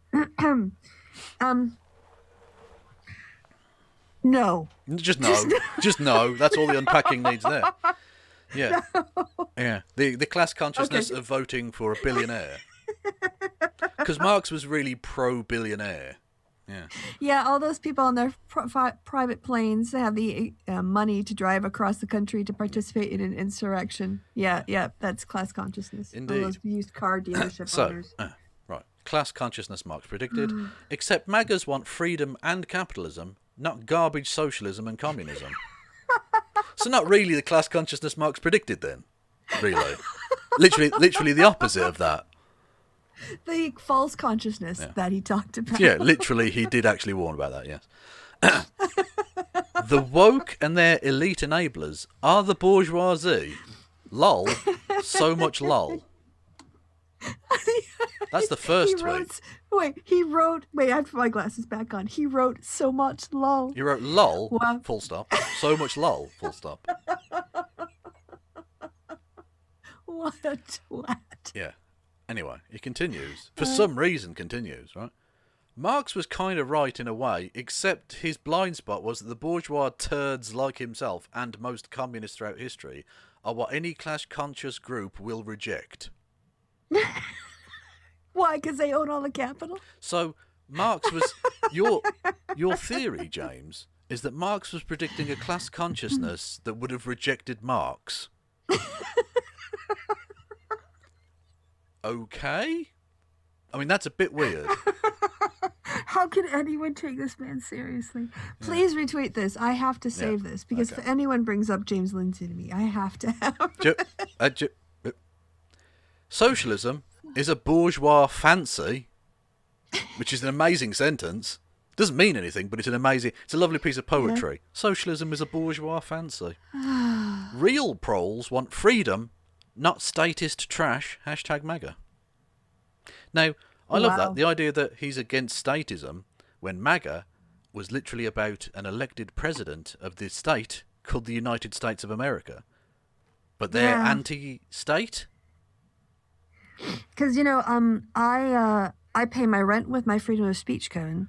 So I don't need better economic conditions. But he's claiming that MAGA is anti-state, even though it's about a president of the biggest state ever. Literally the most amount of money spent by any state in the history of mankind. The largest nuclear arsenal, the biggest military budget, the biggest prison industrial complex ever.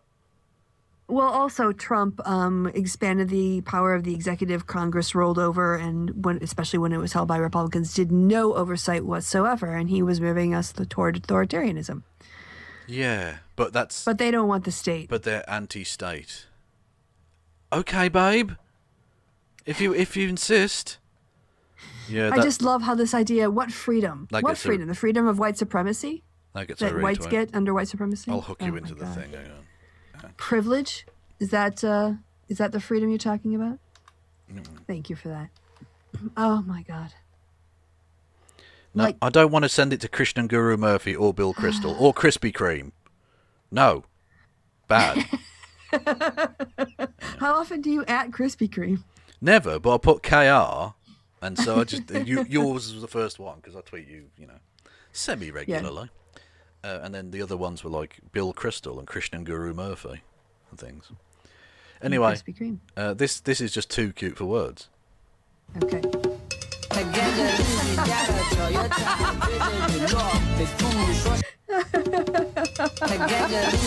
Like a furry slug. That's amazing. Look at the hip movements. That was phenomenal. So in the week I referenced that I was wearing Minion socks, and some people. Oh right, okay. Some people mocked me, but I'm just saying that's professional footballer wearing with a Minion boots. So I am clearly hip as fuck. Okay. Picture of a capybara in a bath. Actual capybara in a bath. Just chilling the fuck out. Love it. Good stuff. Yes, very good stuff. Yeah, so, right. I ate half of my sandwich, probably saved the rest half later. And you're thinking, why is that in insane people tweets? Yeah. Well, this is why. The fuck is going on there? That's psychotic. Oh my God, is that real as well? Just noticed that in the comments. Who's eating it crust first? Yes. Oh well, that should instantly disbar you from ever running for political office. You would think. That's unacceptable. That's barbarism. Oh good Lord. Sorry. Yes. Anyway. Sorry, I'm just thinking of the capybara. Okay. Yeah, that's fine. Look, we're all thinking of the capybara. Anyway, so we watched the Destiny debate thing, and this bit was clipped. It was funny. I understand. Wait, let me finish. Almost done. Finish, yes. Stop, Viv, stop it. Okay, I'm almost done. Jesus. Okay, so now I understand. So I don't know if he has testicles, because anyone with testicles cannot get their voice that high. It's not possible. No. Look at hey, Prince. Think about Kiss. True, but if you saw those trousers he was wearing, the balls were way back up inside him. Let's be honest. It's just falsetto, but I just want that as my ringtone now. Anyway, yeah. Not as good as. Nowhere near as good. Yeah. Oh, the right are eating themselves good. Katie Hopkins, who is trash, just a trash British person. I'm really concerned for the divisiveness spreading amongst this side of the right. GOP/RNC/Trump/America First/Never Trump. Gab/Parler/Trumper/Pillow Fluffer. Pillow Fluffer. Don't know. Too many chefs wanting to willy wave, which is a really silly way of putting that, but okay. Too few ready to work hard for the team. Grassroots deserve better than this. We need to build a broad church instead. Egos demand individual shrines. Yeah, I know some person who ran for Congress who would disagree. What was that lady's name we watched? It was basically Get Out to the Dr. No-Fly list. And Blair. Lauren Witzke, yeah. Mm-hmm. Yeah, absolutely. Also, it's interesting that these MAGA-obsessed idiots are like, we don't need egos right now. Hello? Yes. Ooh. That's literally all. Donald Trump? Yeah. Yeah. This is nice. So, what are you doing on the sidewalk? And I just put the so cute. Am I being detained? It's a sovereign citizen mole. Yes. Nice. Oh, so Hannity vapes.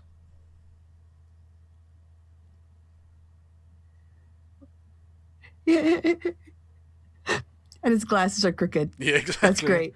But he vapes. He's like he's got a glinter thing going on. Yeah, that's pretty funny. Yeah. So he vapes. So that's if anyone needed any further evidence that vaping is evil. Yeah. There you go. Yeah. Sean Hannity does it. Yeah, this just a cute. That'll cat, put you off it. A cute cat doing a pounce. From the side, kind of crooked pounce. Yeah, I'm gonna sneak up at you, but I'm gonna turn in case I need to run the other direction.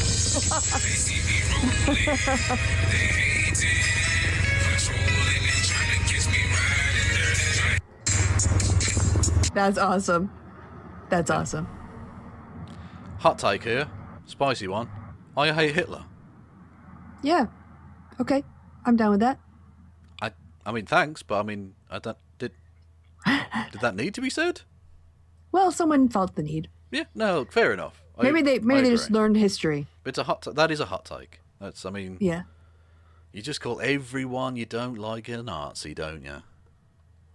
See, because that's funny. I see what you did there. It was actually yeah. Hitler. Yeah. Oh yeah, so Bristol was on fire, which again. Yeah, what was up with that? Oh God, I went through it yesterday, but anyway. Police and Well, punish. don't do a show on Sunday. Take a day off, for God's sake. Eat my ass. That was unnecessarily rude of me, wasn't it?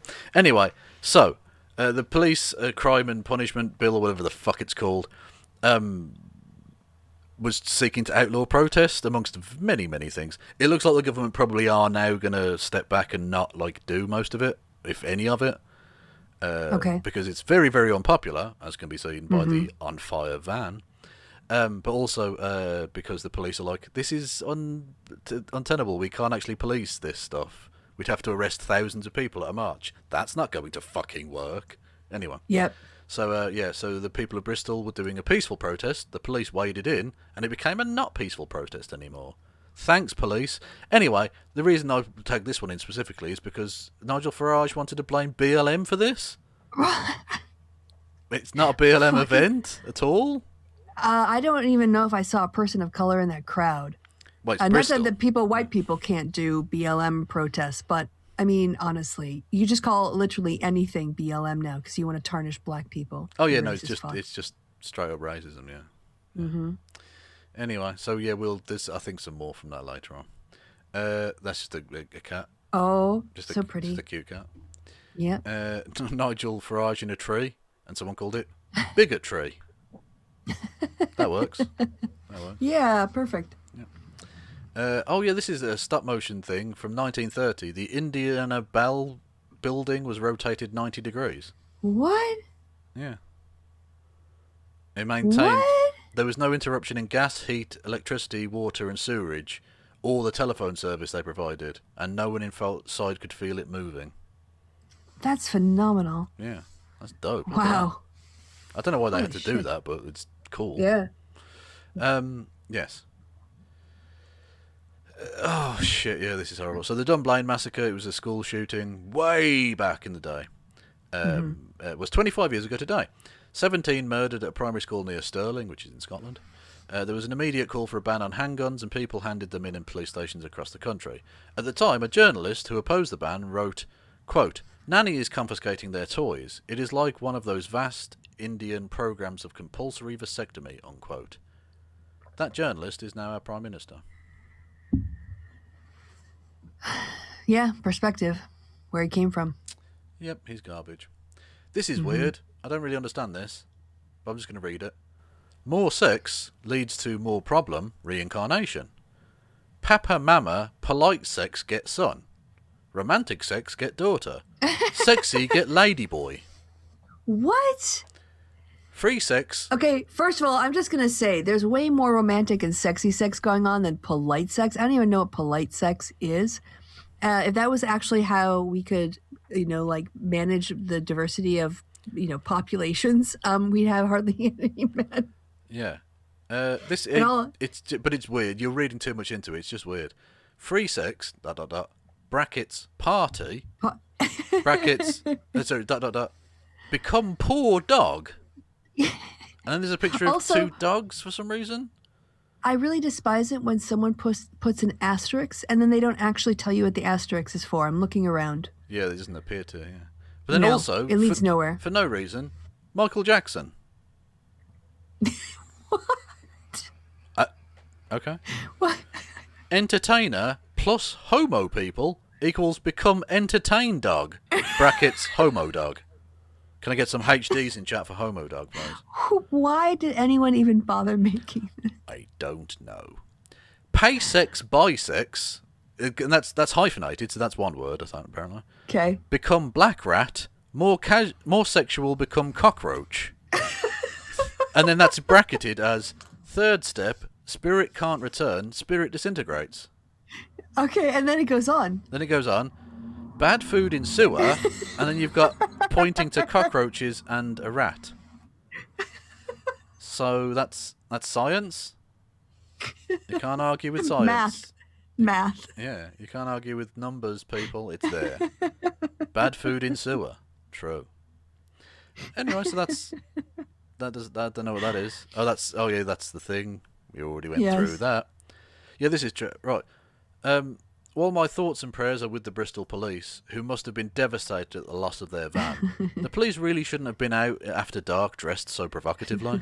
And that's true. I see what they did there. I responded to that. I quote tweeted it with, maybe if the police smiled more often.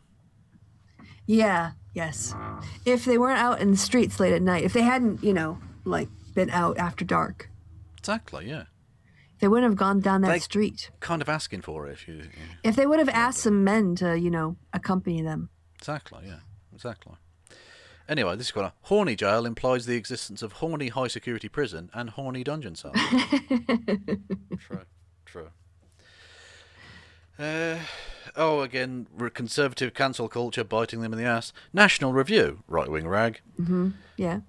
The aim of Michael Mann's lawsuit is to destroy us. We ask for help to help us rebuff this attack. Blah, blah, blah.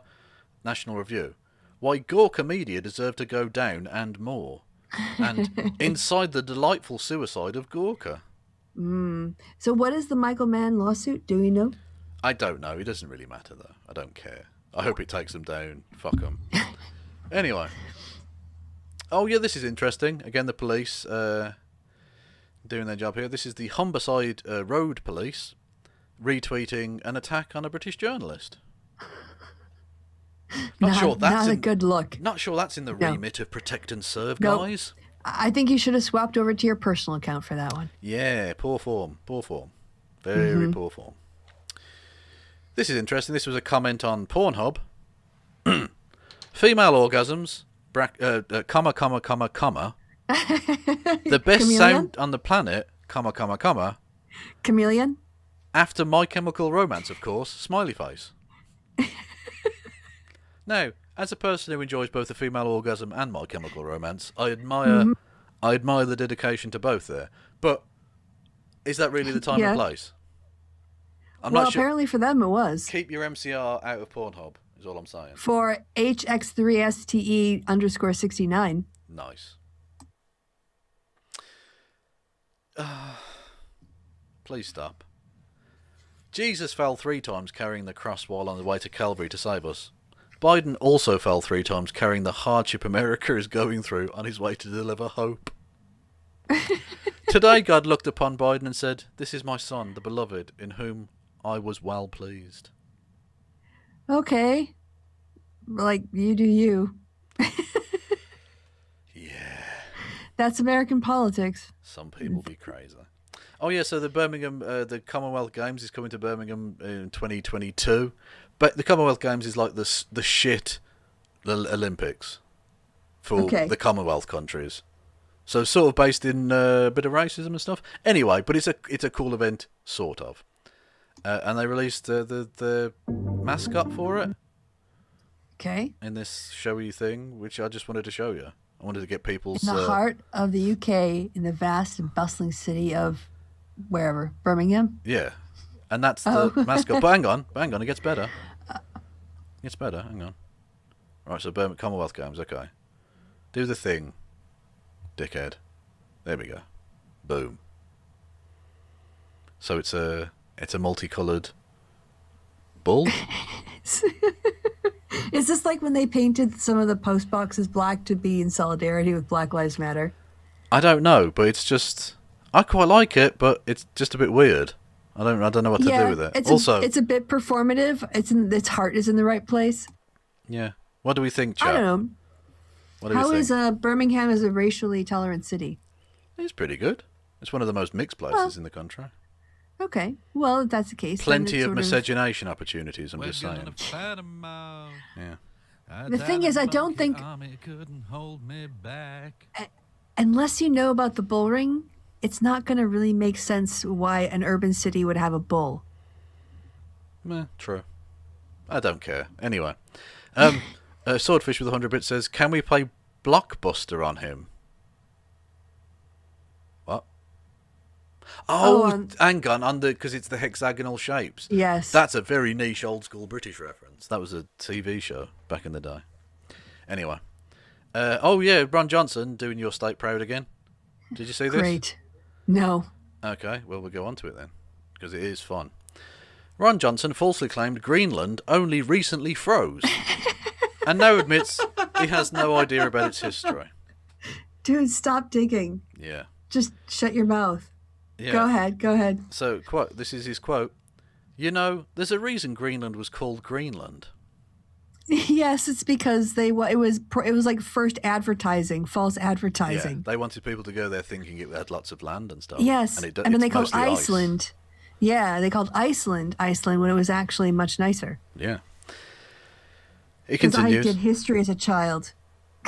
It was actually green at one point in time, and it's been, since it's a whole lot whiter now, so we've experienced climate change through geological time. He continued. Why? Well, this is the only bit that's mistake? true. I could be wrong there. Could be. Like Jordan Peterson. Yeah. I could be wrong there, but that's always been my assumption that at some point in time those early explorers saw green. I have no idea. Why are you talking then? What? Why are you talking? Oh, Wisconsin. Look what you've done to yourself. Yeah. You're not sending your best. Look. No, you're not. Send Kristi's another Tammy your best. Baldwin. I left. Exactly. Anyway, so that's Ron Johnson again. This was quite nice. So Glinner, pissed off about this article, right? Put a complaint into... Oh, because he did actually pose as a trans woman on a dating app? He did. Yes. He did. Anyway, he's really annoyed because he put in a complaint to the independent press... what the fuck's the IPSO again? Bollocks. Scrutiny Ombudsman or something. What's it called? Come on. Independent Press Standards Organisation. Apologies. Okay. I was close. Yeah, So yeah. we're putting a complaint. Oh, shut up, Logan. So he then responds on this. Anyway, so I got a response back from the Metro, which was the paper that published this article. Yeah. And it says, I got a response back from the Metro about their recent hit piece on me. Their attitudes can be summarised as, fuck you, Wikipedia says you're a bigot, so we're saying it too. In other words, we can legally cover our ass. Yeah. Piss off, wanker. Yeah. You've got no fucking leg to stand on in a courtroom, so Nice. Yeah. eat my gooch. Yeah, basically. Nice. Quill the Queer with 100 bits, but no message. So I can't read out the message because you didn't send a message, but thank you nonetheless. This was most embarrassing sex story or sex moment. Let's go. Knotted while putting the condom on. Wow, there's overexcitement and then there's that. Grim. Oh, baby crocodile going on mummy crocodile's back. Aww. Oh, look at the tiny little crocodile. Anyway. Oh, so it's an alligator. My bad. This cat doesn't appear to have limbs. No, it's just a cat loaf. It's just a fluff. Mm-hmm. With eyes. That's a fluff. That is some fluff with a face. Eyes. Oh, and then a fierce tiger. Arr. Yes. Rar, rar, rar. And then this cat is a mood. That cat is just I feel you. I feel you, champ. And we're done. Oh, nice. That's a good way to end. Yeah. So that's a thing that happened. Yeah, that that's the show show, happened. I guess, too. Yeah. Yeah. What you got coming up on your channel, Kristi? Note. You got fuck all coming up. I did do an interesting show on Sunday. Did you stop by and, well, you're not even stopping by for my description of my content. You've walked away from the camera, Kevin. You have two mistresses. I do.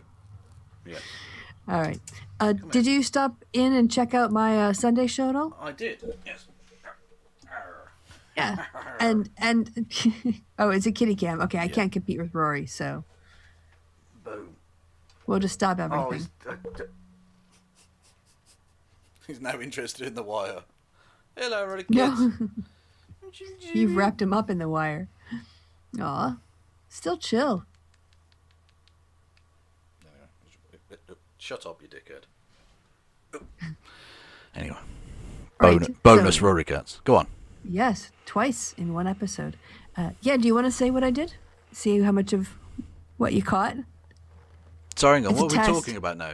My Sunday show, which you alleged to have watched. Yeah, you were covering the guy who did the PragerU video. What's the it's a vaguely Hispanic Gabriel name. Nandales. There we go, that guy, yeah. And basically what a shitbag he is. Yeah, I went back and found him describing the exact same period of time in his life and how he got to be a conservative. And there were substantial discrepancies between the accounts, with the one that is his PragerU one is okay for nerds. It was akin to like the Gospel of John compared to the Synoptics. The first two he told had more elements in common and basically followed the same narrative, and then the PragerU one was like a completely different reason with completely different actors, and yeah, just exposing him as a lying shitbag who changes the story depending on the audience he wants to impress. Yeah. And so if you want to, it's an hour long, it's not that long, you can go and check that out. And I use qualitative research methods, basically narrative analysis, to compare how he constructs his stories. She is a nerd. Correct. No one said it, but I said it. So It is true. everyone was thinking it though. So Yeah. anyway, all of my links are below. All of Kristi, well, two of Kristi's links are below. You can get other links from her if you go to those links. If you want those links. Anyway, there's also the Happy Hour group, which is both of our links. That's below. So, Yes, go and visit us there. yeah, indeed. Yeah, so I'll kick someone over on the raid thing. You can go and watch whatever the fucking serfs are up to. I don't know. Anyway, thank you all for listening and watching. I'll be back on Twitch Tuesday tomorrow. Don't know what the fuck I'm doing yet, but I'll be doing something. And yeah, thank you all for listening and watching. Yeah, goodbye from me and goodbye from Kristi. Say goodbye, Kristi. Goodbye, Kristi. She did the bit.